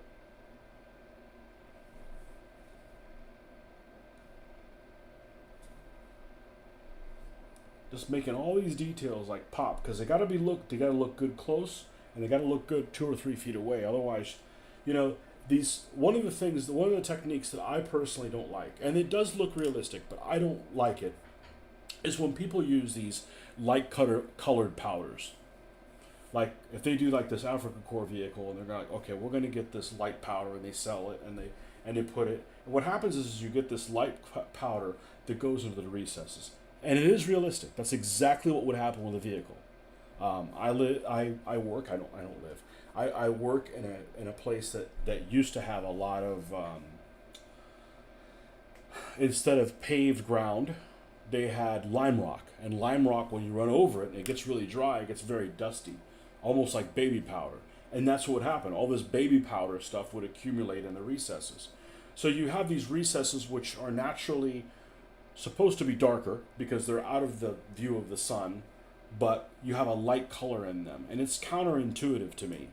And if you have a model that does that, it looks absolutely realistic, but you look at it at a wargaming distance, 3 or 4 feet away, and all the details that you put on it are lost because they've all blended together. So it's this balance of, you got to have the contrast so that it looks good at 2 or 3 feet away. You can notice that these models have all this beautiful detail, and you can see them. Not you get farther away and like they just blend in it. So that's just my personal choice. So that's just kind of what I like out of the whole thing. I see myself paint before. I see we have a lot of technique in common. Yeah, there's some people that do 1/35th scale models that they look better than a real vehicle. As a matter of fact, I'd say most people that do models look better than a real vehicle. You look at the vehicle and it's like, you know, it's just flat looking. You know, it doesn't have enough. But there's some folks on there, Night Shift and who's the other guy? It's like Night Shift. I think they're both Eastern European. Both of those guys are, they're just amazing. And it was funny watching them. I was watching one of their videos one time, and they were like really uneasy about painting figures because they're armor guys. They don't normally paint figures, and I got to find my Panzer crew so I can put them in here. I've got some AB Panzer crew guys that'll go in here, but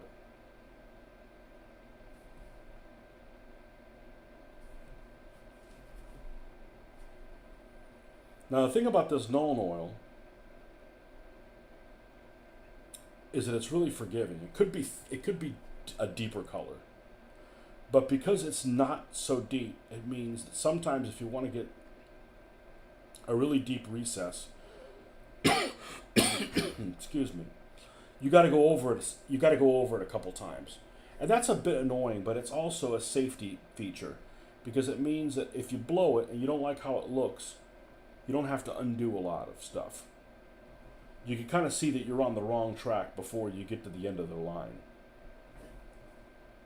or it's not going to turn out how you want it to turn out.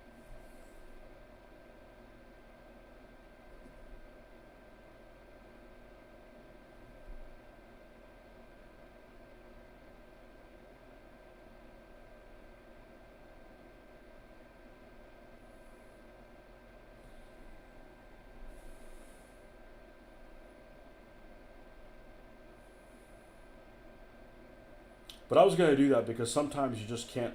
You can explain things, and it just doesn't get the point across unless you see it in action. I'm not trying to convert anybody. You know, if you're happy using enamel paints, use enamel paints. I don't use enamel paints. I think that I'd rather have free brush cleaner. Plus, they're stinky, or they can be.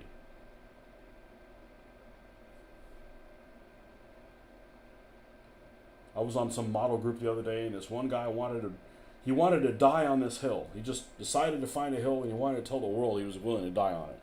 Like, I'm never using acrylic paints ever. Okay. Nobody's forcing you to.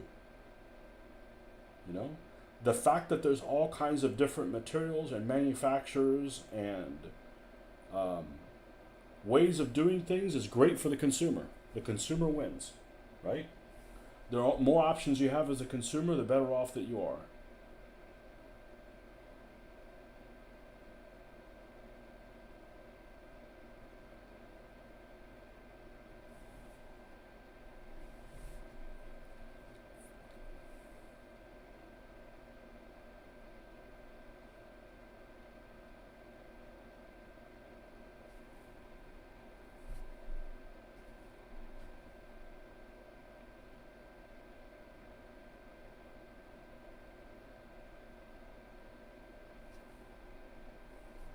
And I don't know how long it takes me to paint one of these tanks. I don't know, 10 hours maybe? Doesn't matter. It's worth every moment of it. The important thing is that you're happy with the result. Because when you're happy with the result, you're like, okay, that was good. Let's do another one. You know?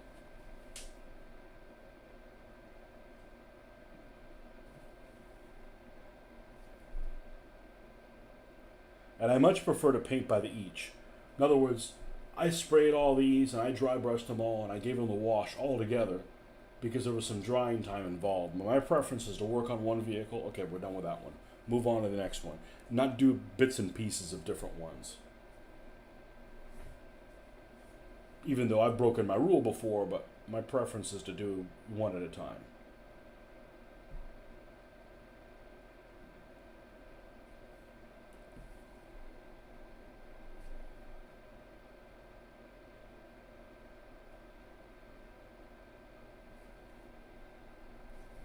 But this is actually one of the things that I like the most. What I don't like about building models is cleaning the models up, of flash and things like that.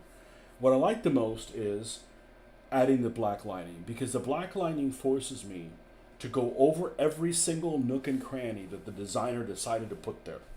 So I am like, you know, it's almost like somebody who's reading in Braille, and I'm enjoying every little dot and dash that's in there. You know, it forces me to go over every single little variation on there, and you get to enjoy it. And it's just me, you know. It's now the only thing I will kind of cheat on is I'm not big on doing the black lining on the suspension part. And the reason I'm not big on doing that is that's this part where if you were driving this thing through the, you know, any sand that this is going over is just getting turned into powder. And that powder would be going into those recesses. So, you know, I guess using the same kind of logic, I I don't do a whole lot of like black lining around like the wheels and stuff like that. But sometimes I do. Cause that would take forever. I mean, you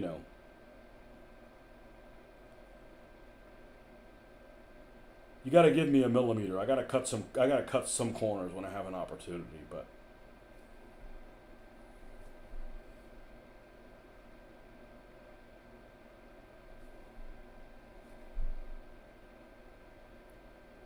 sometimes you do, so these little details will pop out because there's all kinds of fun stuff here that it'd just be a shame if you missed out on looking at it.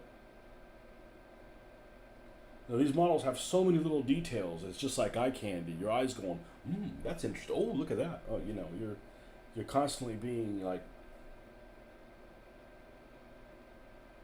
getting excited about little things you see.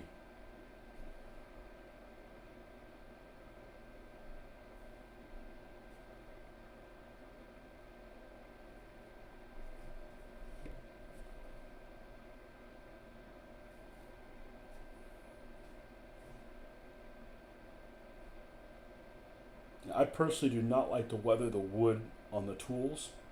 I think it's an opportunity to make them stand out a little bit more. That's just my personal preference. It's not like I make them look like they're brand new.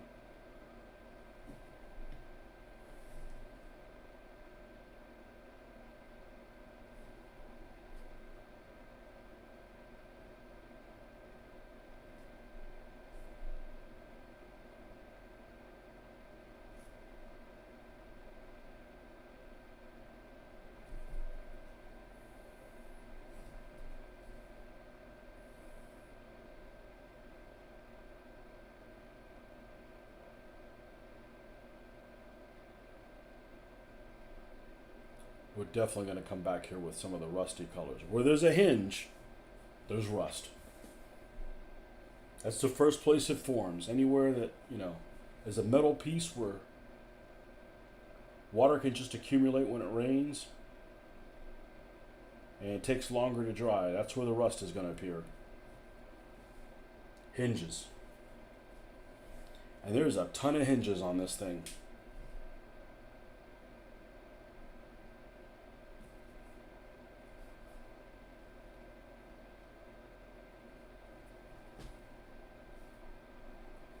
Well, before I go to bed, I need to find the tank commanders,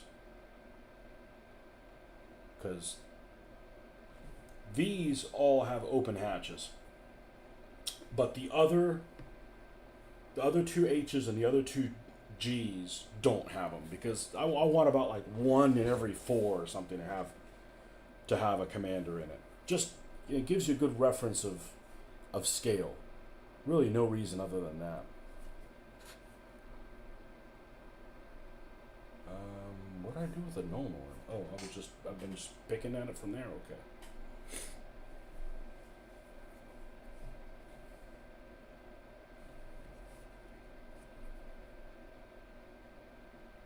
And I don't try to go in any particular order. I don't go like all the way around one time. I just feel like that kills my creativity.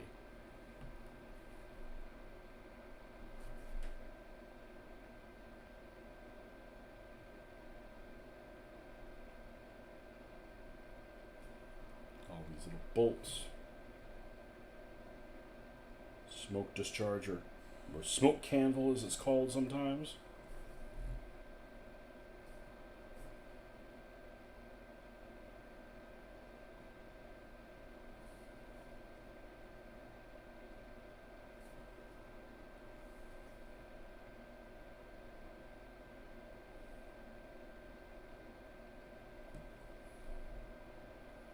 Yeah, see, this is the problem. Is I'm on a tear right now. I'm like, I don't want to stop.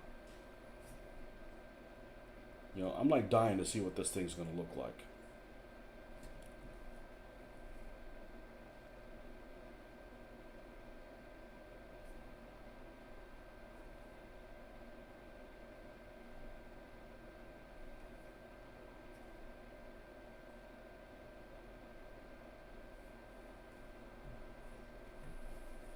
See, I want that grading a little bit darker, even if we're going to dry brush the top of it a little bit.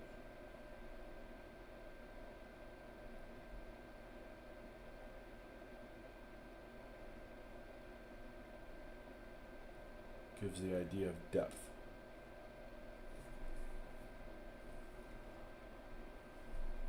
And then one thing I haven't done with these vehicles is seal them yet, because something happens when you seal them.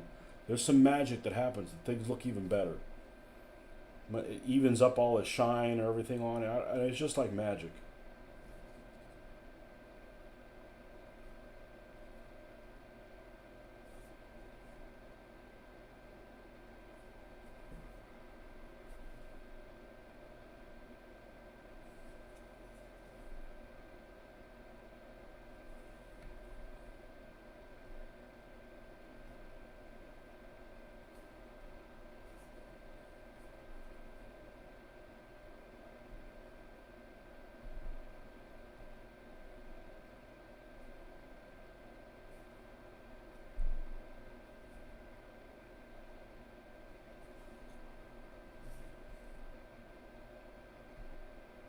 Every little detail you paint, every little wash you put in one place and not put somewhere else adds another layer of color, another little differentiation that keeps it from looking like, you bought this and it was all one color plastic.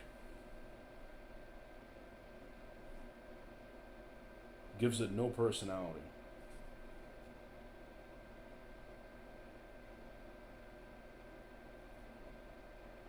The bolts.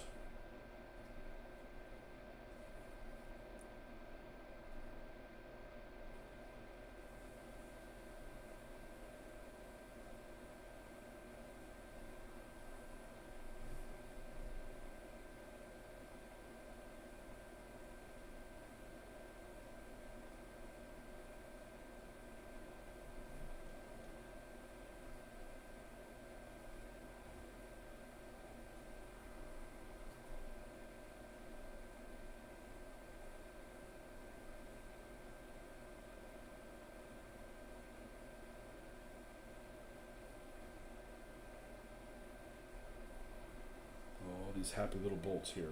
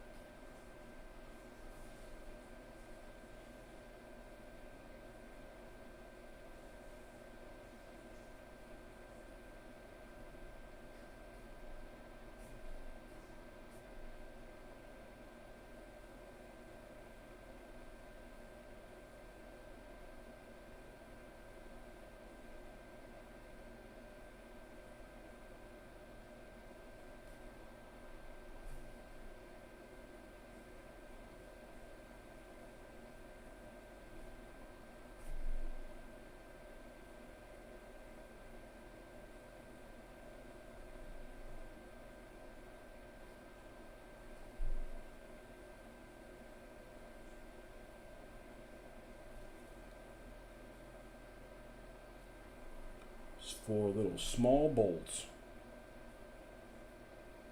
There we go.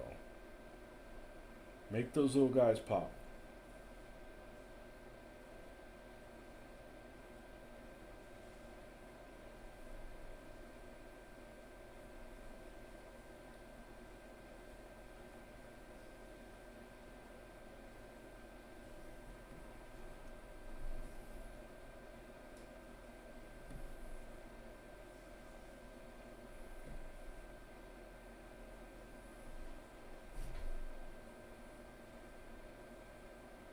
Again, same logic. I'm not so worried about the back because any part that's going to get kicked up a lot of dust is going to be back here.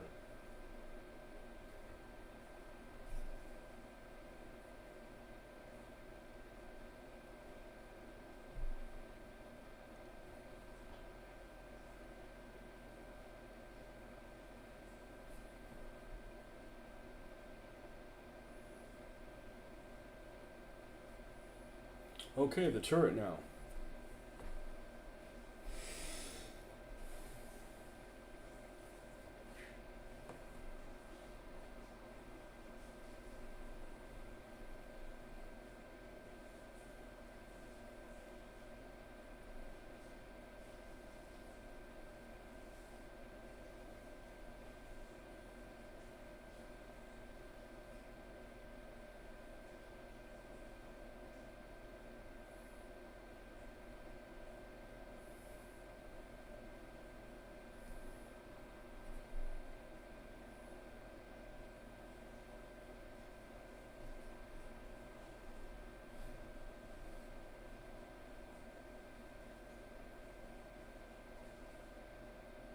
not using expensive brushes or anything like that. Expensive brushes are too, that's too much responsibility. That's too much of a letdown when they go sideways.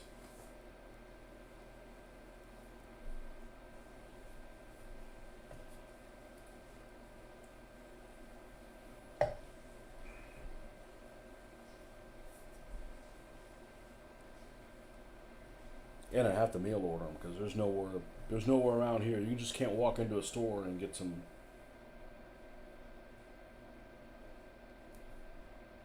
of those.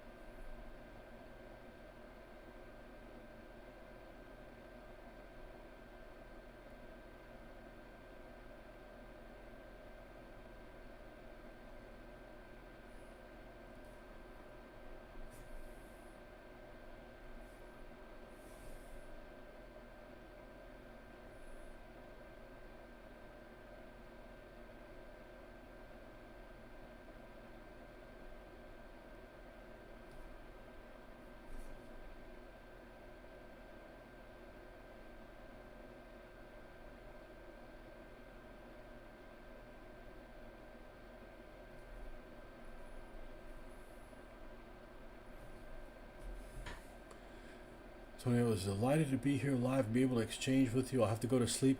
It's very late here. Oh man, thank you so much about coming by. Tell me the next time you do one of my models live, I will try to come back even if it's late for me. Well, I'll be back in the morning at about, I'll drop you a line. How about that? I'll be working on your models for a while. We have a lot to do here, so thank you for making them. They're truly a delight. So absolutely a delight. Like I said, they've got better detail than I'd say than to me a 1/35th scale. And that's kind of like the gold standard for 1/35th scale, at least for me.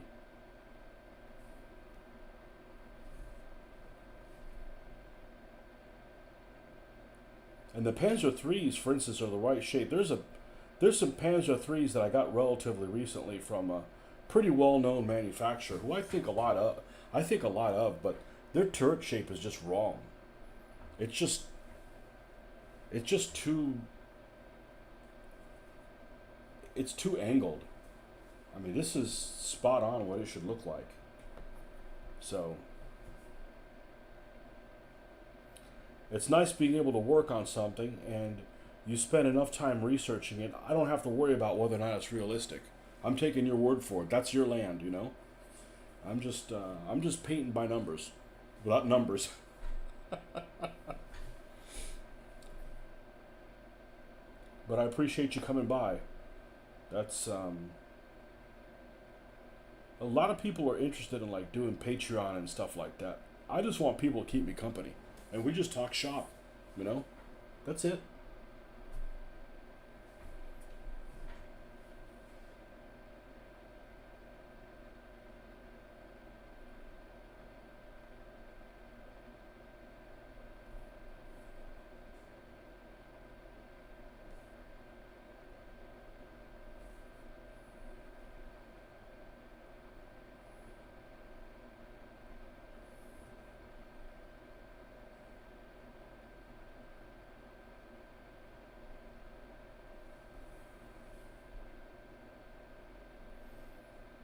Now these models are absolutely gorgeous, but I do like taking models that are,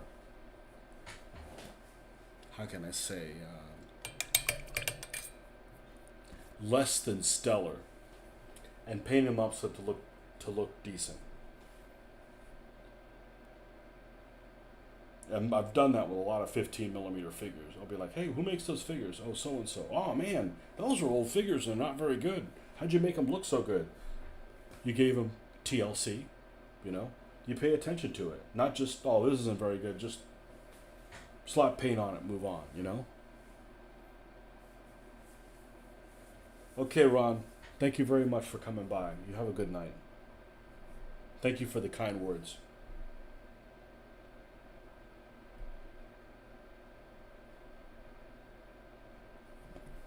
Yeah, this is just like, you know, this is like a banquet of things to look at.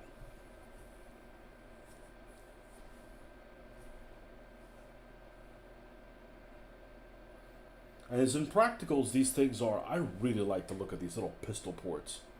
These little cones.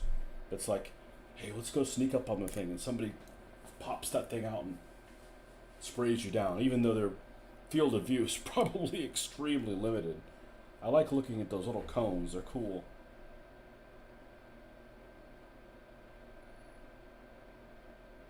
I think all the Panzer IIIs had them. The Panzer IVs, I think that some late G's stopped having them, and then the H's and J's didn't have them at all. But that was one of those like, hey, we got to cut corners because it's taking us forever to build these tanks. And that was just one of the corners that they cut. Okay, I'll be right back in a few moments, folks.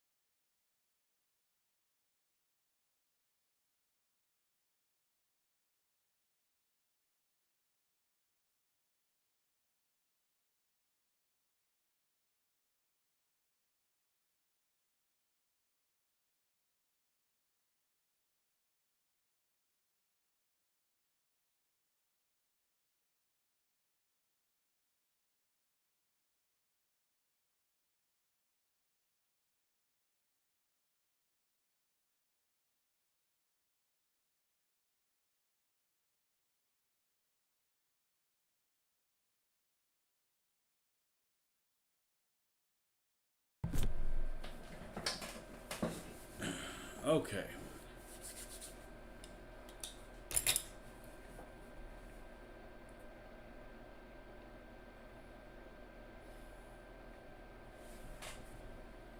They don't have to be exactly the same color, but they got to look like they were serving together and they drove through the same terrain, you know? That's all.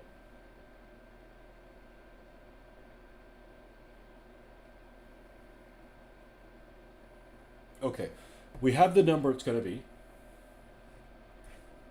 We're going to put this number on the back of the turret as well. So it's going to have a 1, a small 1 here, a small 1 here. I'm sorry, a small 1. A big 1, relatively big 1 towards the front on both of these, and one on the turret on the back. And on the back of the turret, we're going to do one of these little things like they did on this one. Let's see if I can find this picture. I saved it. This is what I really like, is hand painting all this shit.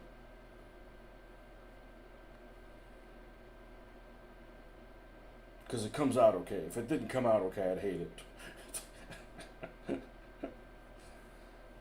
Let's see, it's on a download, isn't it? Here it is.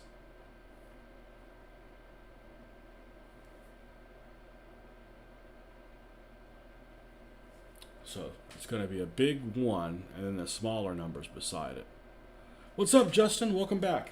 You just reminded me, I need to fire something up. I'll be right back in a moment.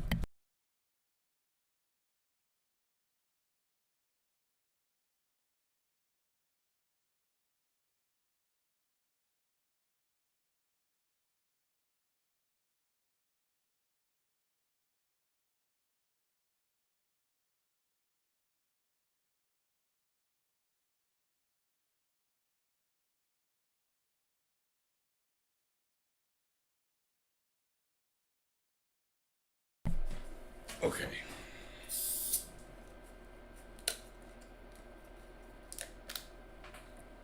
How was work today? How? All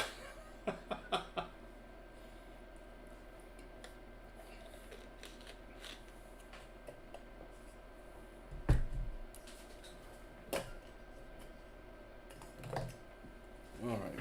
Got a water down there. Okay. So we know what number we want to make it. 132. Let's go ahead and get us our little mix going. That's going to set the pace for everything else.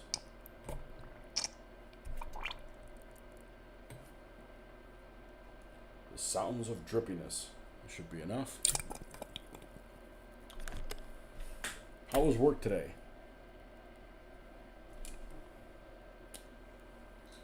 One of those things that if they wouldn't pay you, you wouldn't show up there tomorrow. Work good tomorrow. I'll be in Detroit all day.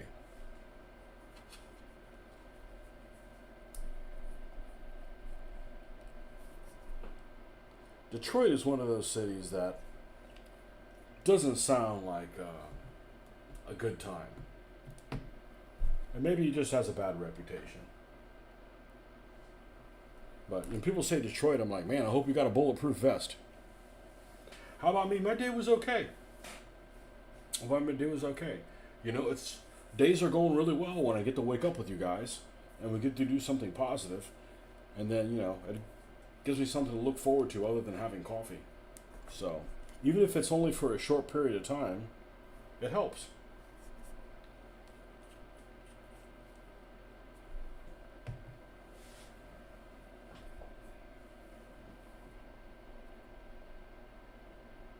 So we got some black here. We need the red. Add some red to it so we can have this really dark red that's going to frame the lighter red that I put on it. And then we want to put a 1 here, a 1 there, and a 1 in the back. And we'd like for it to be bigger than the one on the Panzer II. It kind of makes sense that it should be. And I'm going to go ahead and remove the turret. That way I'm easier to work around that.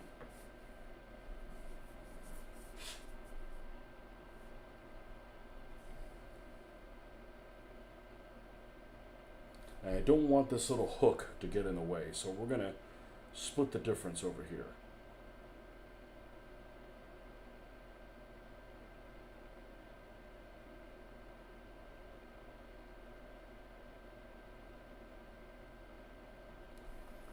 And the one has a little tail like that. And I'm going to keep working on this side. What are we doing? 132? Okay, well the 2 is the most restrictive number because it's all the way up against this thing.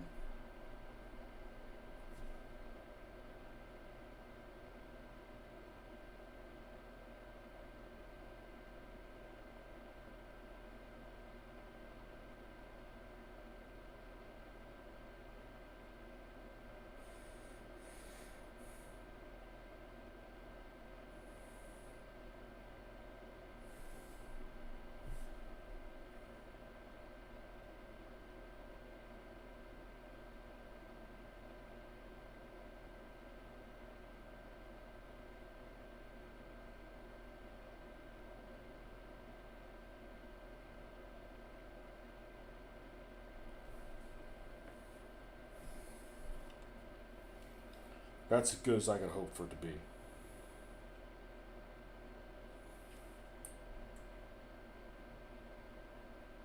Remember, it's going to have a brighter red on top of it.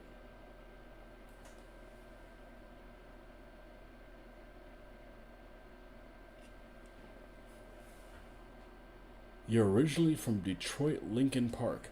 Is that a rough area or?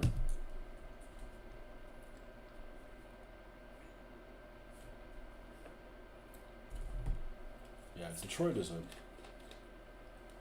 big place as far as I'm concerned. I'm a suburbia guy. Well, now you live in the country now. Probably even more country than where I live.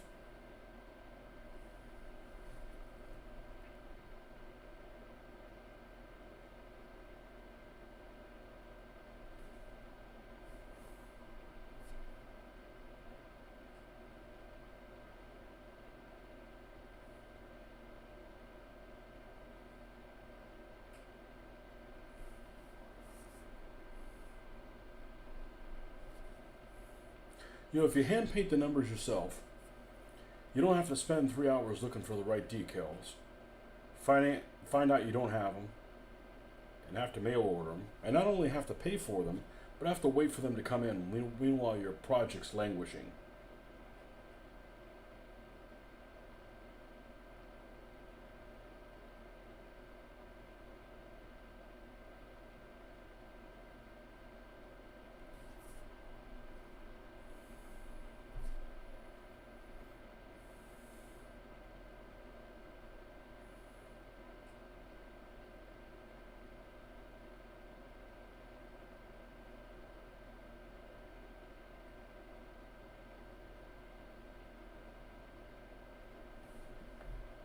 And then we got the 132 on that side.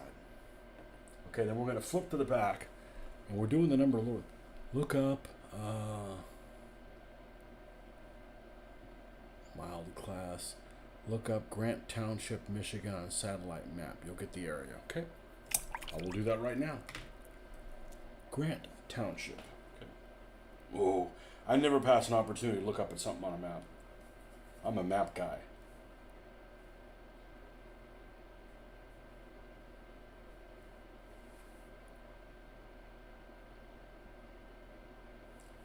Grant Township, Michigan. Apple Creek Doodles.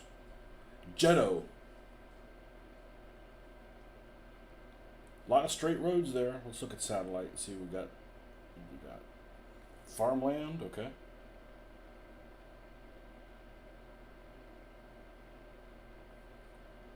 You got some cool creeks.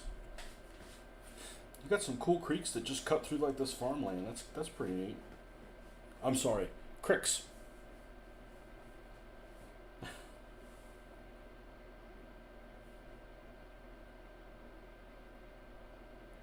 Oh yeah, this one creek that goes in between Wildcat Road and Myron Road. Be a good place to hide some troops in there. See what the Google Mobile looks like if you went there. Nope. Well, why not?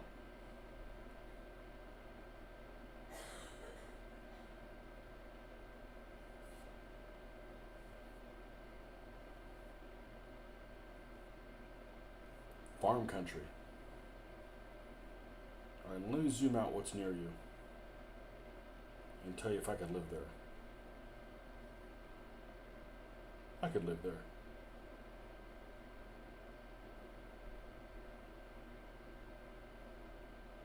Oh, Sarnia is... Oh, you're right next to Canada.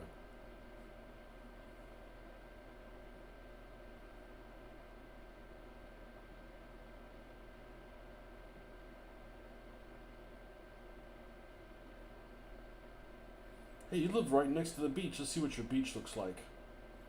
Other than too cold.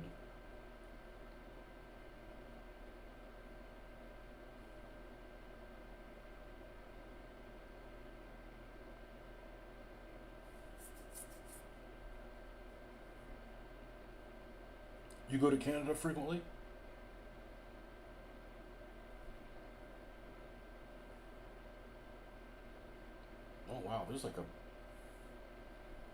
there's like a what do you call it? There's a tributary here at the.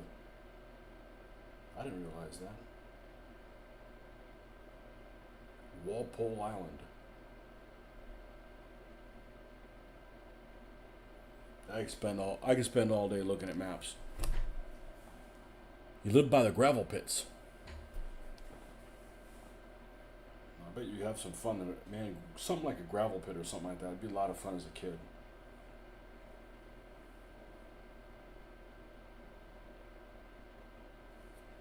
Okay, must be this.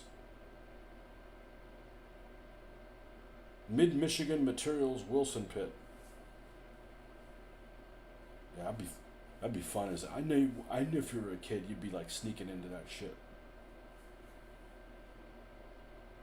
You know, and you'd be fine because when we were kids, you wouldn't do anything stupid. Kids now would like drown and shit like that. Like like have a brain, man. Oh, there's a river that goes right by. There's a black river, and it does look black. That's cool.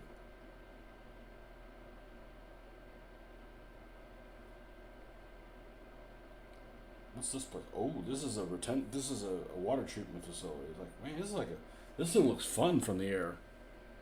Like, is that a racetrack? It's like, nope. That's a containment moat.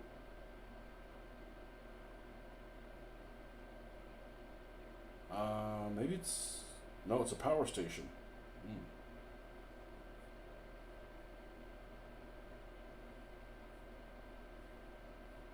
Cool.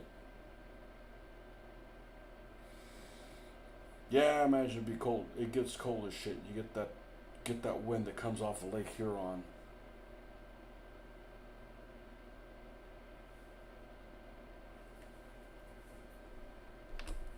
Cool stuff. That's it. You fish in the ground. Oh, there's fish there? Huh. Did somebody plant them in there, or?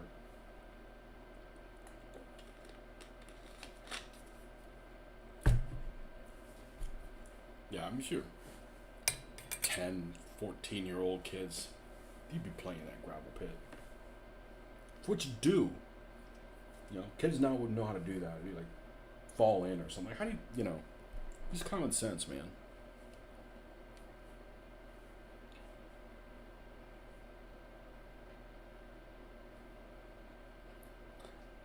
And ride bikes with no helmets. I don't know how we survived. Where's okay, so we've got the number is smack in the middle, and we've got the whole number off to one side. I like how they did that. Okay. So I waited too long, so I gotta mix me another batch. Sunfish, really? That's a weird creature. That's a weird creature. I almost like look at him and I feel sad for him. Like, man, where's the other 2/3 of your body? That's a weird creature. They get pretty big, don't they? Maybe not the ones in a lake, but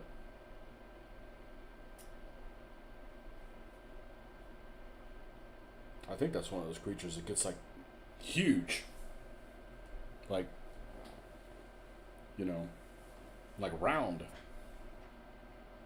What's a helmet exactly? I live close to a state park here that has a lot of bike trails. And I grew up in the 70s and 80s. Like, you rode a bike for shit, right? You don't wear a fucking helmet. I mean, if you're on the road, but you're not on the road, right? And like, you don't need to ride a bike on a trail. First of all, it's nothing you never rode in before as a kid. And you're not going more than like 8 miles an hour. And I mean, yes, you could fall on your head and be paralyzed, and you can also fall on your head while you're walking, trip over a root and be paralyzed. So it's like not a dangerous activity. I'm not like a risk-taking person. And I went there a couple of times, and I was just waiting for some hippie lady to kind of want to give me a talking to about, you really should wear a helmet. I'm just like, what am I gonna say to this person? What am I going to light them up with?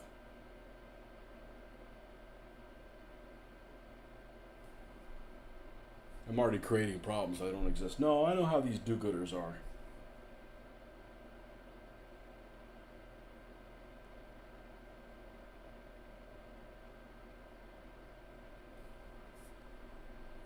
We drank from a hose and nobody got sick.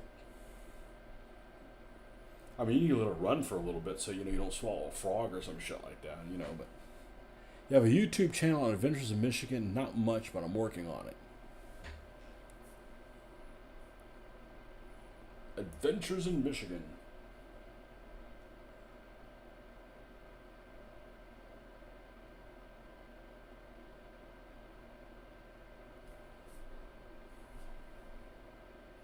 I still got a couple more videos to put up from our trip in Spain.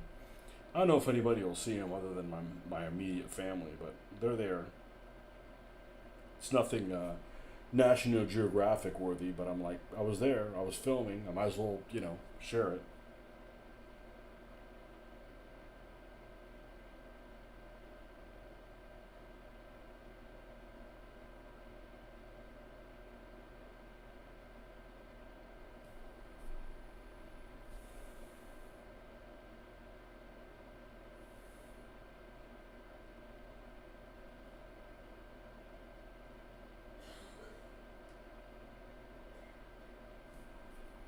It's stuff you can't see in the United States, so.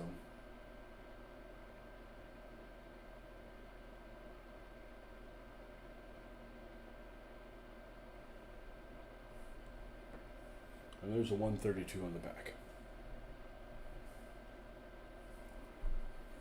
Now we'll come in with this straight color.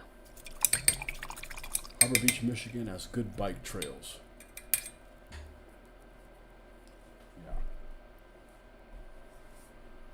I've never worn a helmet on. I've never worn a helmet on a bike. No, I've ridden a moped before, and worn a helmet, but not a bike, not a pedal bike.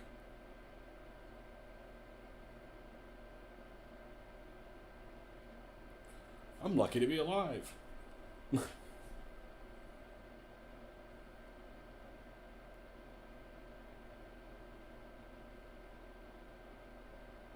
Said I gotta wear PPE at work. I'm not interested in wearing it when I'm not at work.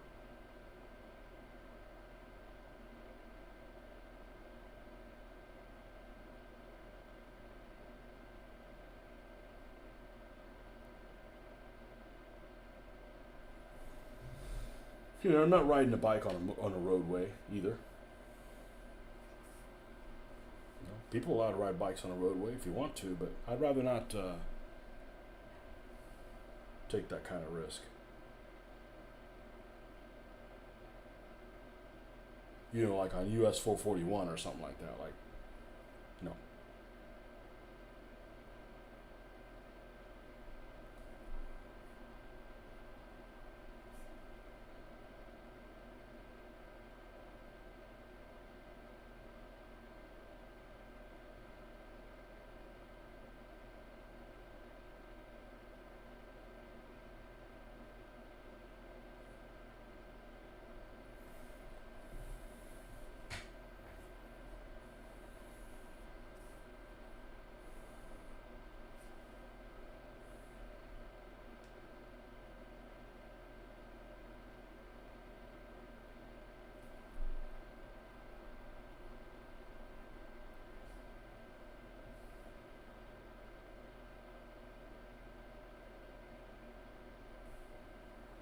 Feels like it's really late, and it's really not.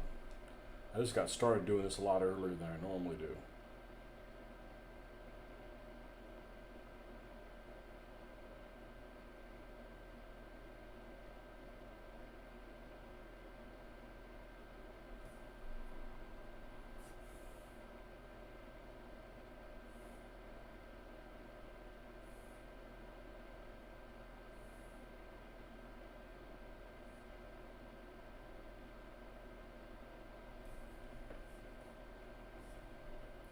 Okay, I think this turned out really well.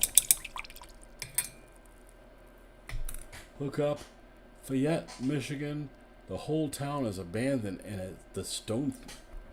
You had me at fort.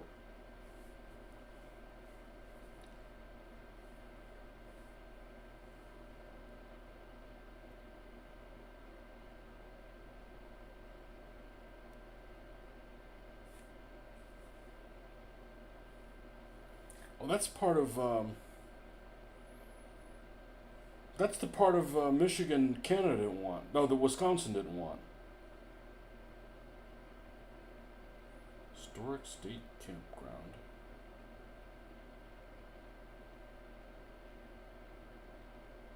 Oh, you ain't kidding.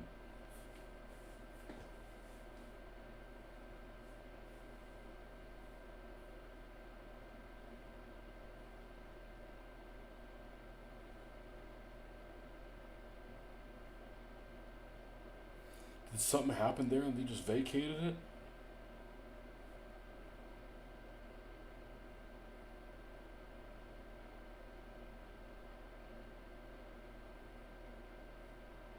Oh yeah, that's like there ain't nobody in that building.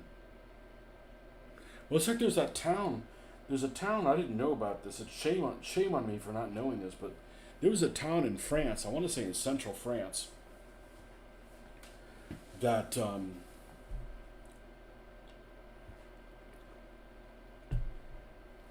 that the partisans did something, and it was one of the SS units that was in the south of France, and uh, after the Normandy invasion, they got called up to go up to the front, and they're going through this town. And the Maquis, if I remember the story correctly, the Maquis end up like doing an ambush and like killing some officer or some officers. And they decided to take out reprisals on the town, and they literally like got everybody in the town and like either put them in the church and then lit the church on fire, or lit the basically massacred like however many civilians were in there. I want to say it was a couple hundred civilians. I don't remember exactly what it is. And that part of the town has not been rebuilt. Like they literally built the other town next to it, but they'd like made an agreement that they were leaving this town as a memorial. And it was either the first or the second SS. I want to say it was the second SS that went in and just torched the place. And yeah. I know, and you can go on the Google Mobile down there and look at, when I was building my destroyed French buildings, I found out about, that's how I found out I was like destroyed French buildings, and this town came up, and I didn't even know anything about it before. It starts with an OU. And yeah, it's still there, and they just decided we're not touching that. It's on your channel too. What's your YouTube channel name?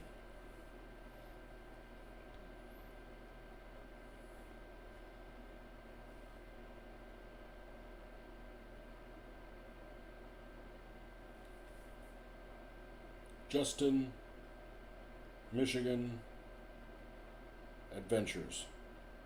See if it comes up with just that.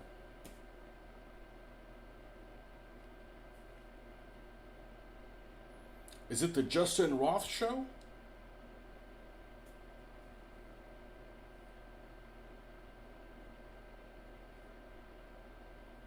Or are you Justin Kampainen? Oh, that guy's from Finland.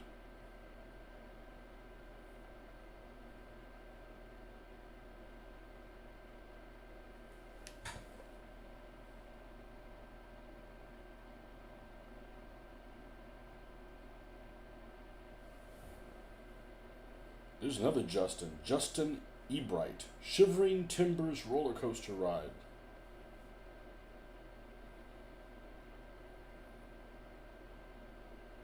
There's a lot of Justins with adventures in Michigan.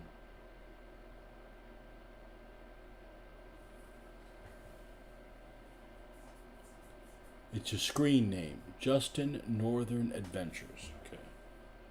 Justin Northern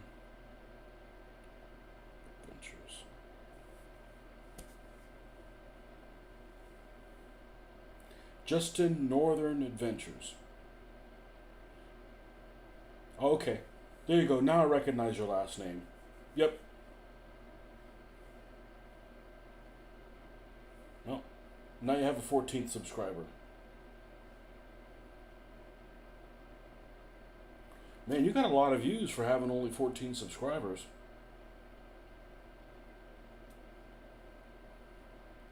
There's that same building I just looked at. Oh, that's cool. I wonder what happened there.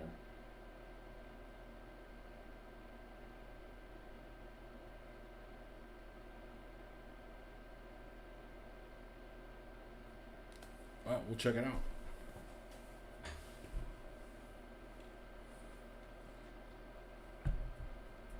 Yeah, I enjoy making videos. You know, even if it's just for yourself, you go back and go, oh yeah, this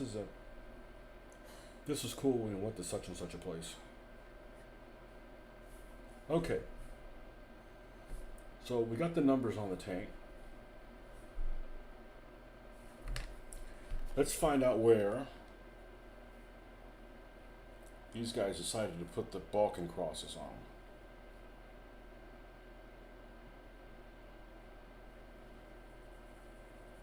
Okay, he's got one here next to it. That makes sense. He's got one on the back. No, he's got the Panzer Division marking down here. I could do that, but man, that'd be really, really small. This is a smoke candle thing.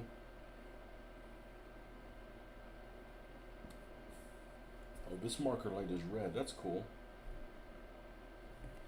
All right, let's go ahead and do that while we're thinking about it.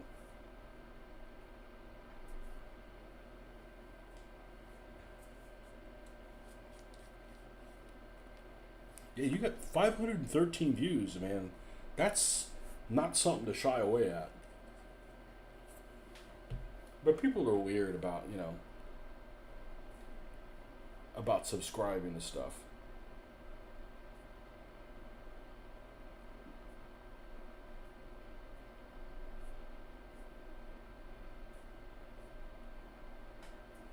You'd have more subscribers if you were a girl, I'm just saying.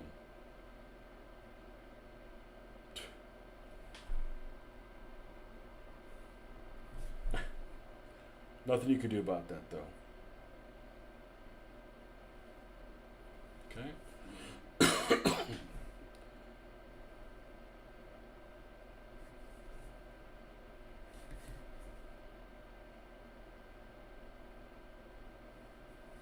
Question is, where am I going to put the Afrika Korps thing? Maybe in between the driver's slot and the MG. Let's see. What's the name of this silly? 05 M6DE. Okay, let's see. 05 M6.DE. Let's see if that gets me where. No, that's just the guys. Alright, so we're going to look at Panzer 3 DAC. The name of their site is something like Weapons of the World or Tanks of the World or some shit like that.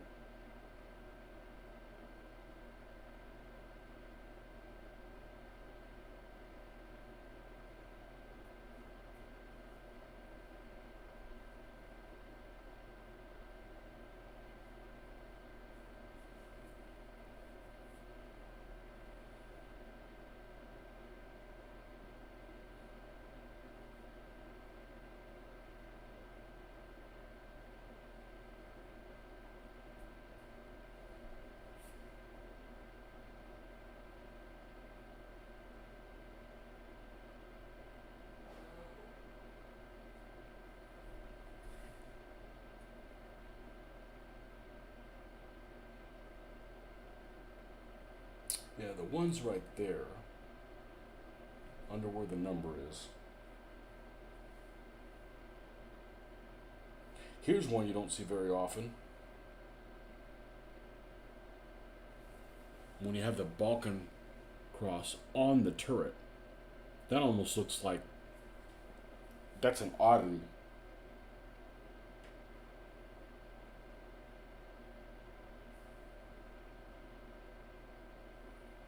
Yeah, they got the crooked spider there, the crooked coconut right in their middle. I'm going to go ahead and do that now.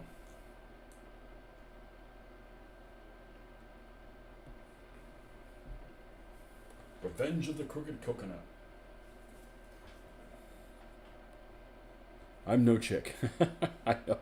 If you like forts, look up Fort Wilkins, Copper Harbor, Michigan. Go in there late summer. These are forts from War of 1812, maybe? Gotta be something like that.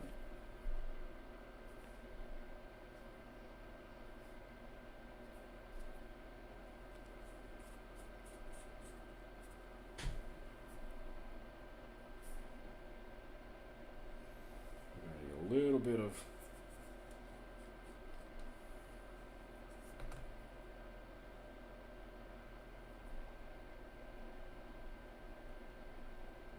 little bit. That's super concentrated. It's pure concentrated evil.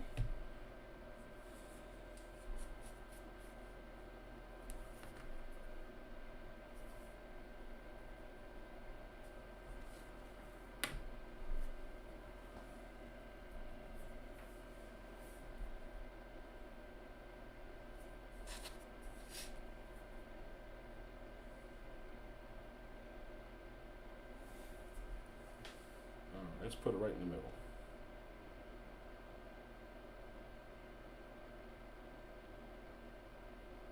Wow, talk about a color that doesn't show up.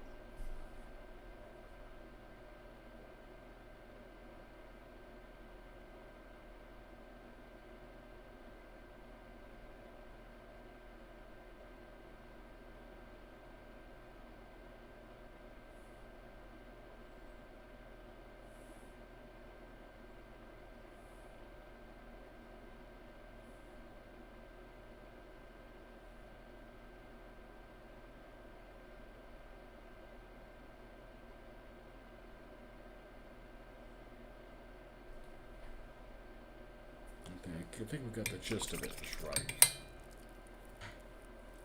I didn't leave myself any white? No.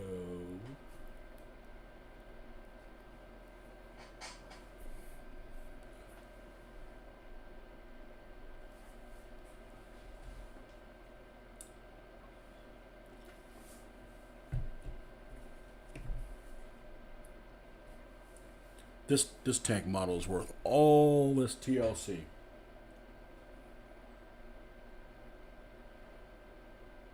And many other ones as well.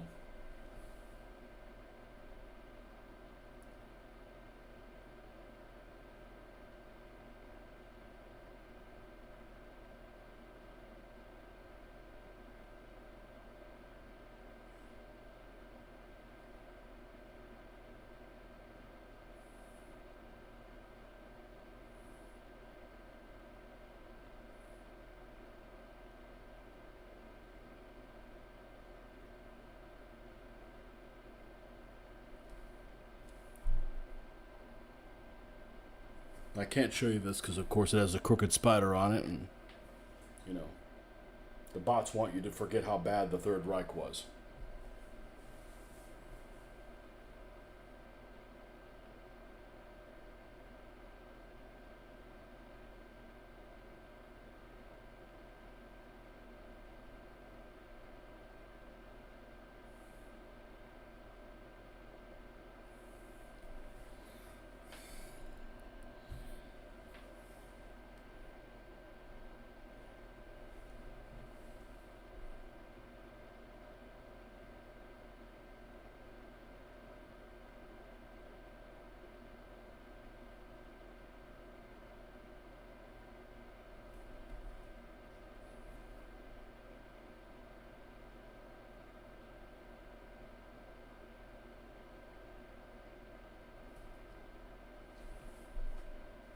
Okay.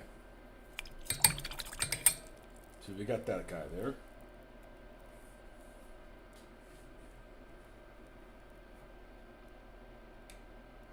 If I put one there, I almost have to put the other one there. Well, I think I'm going to stop for tonight. That's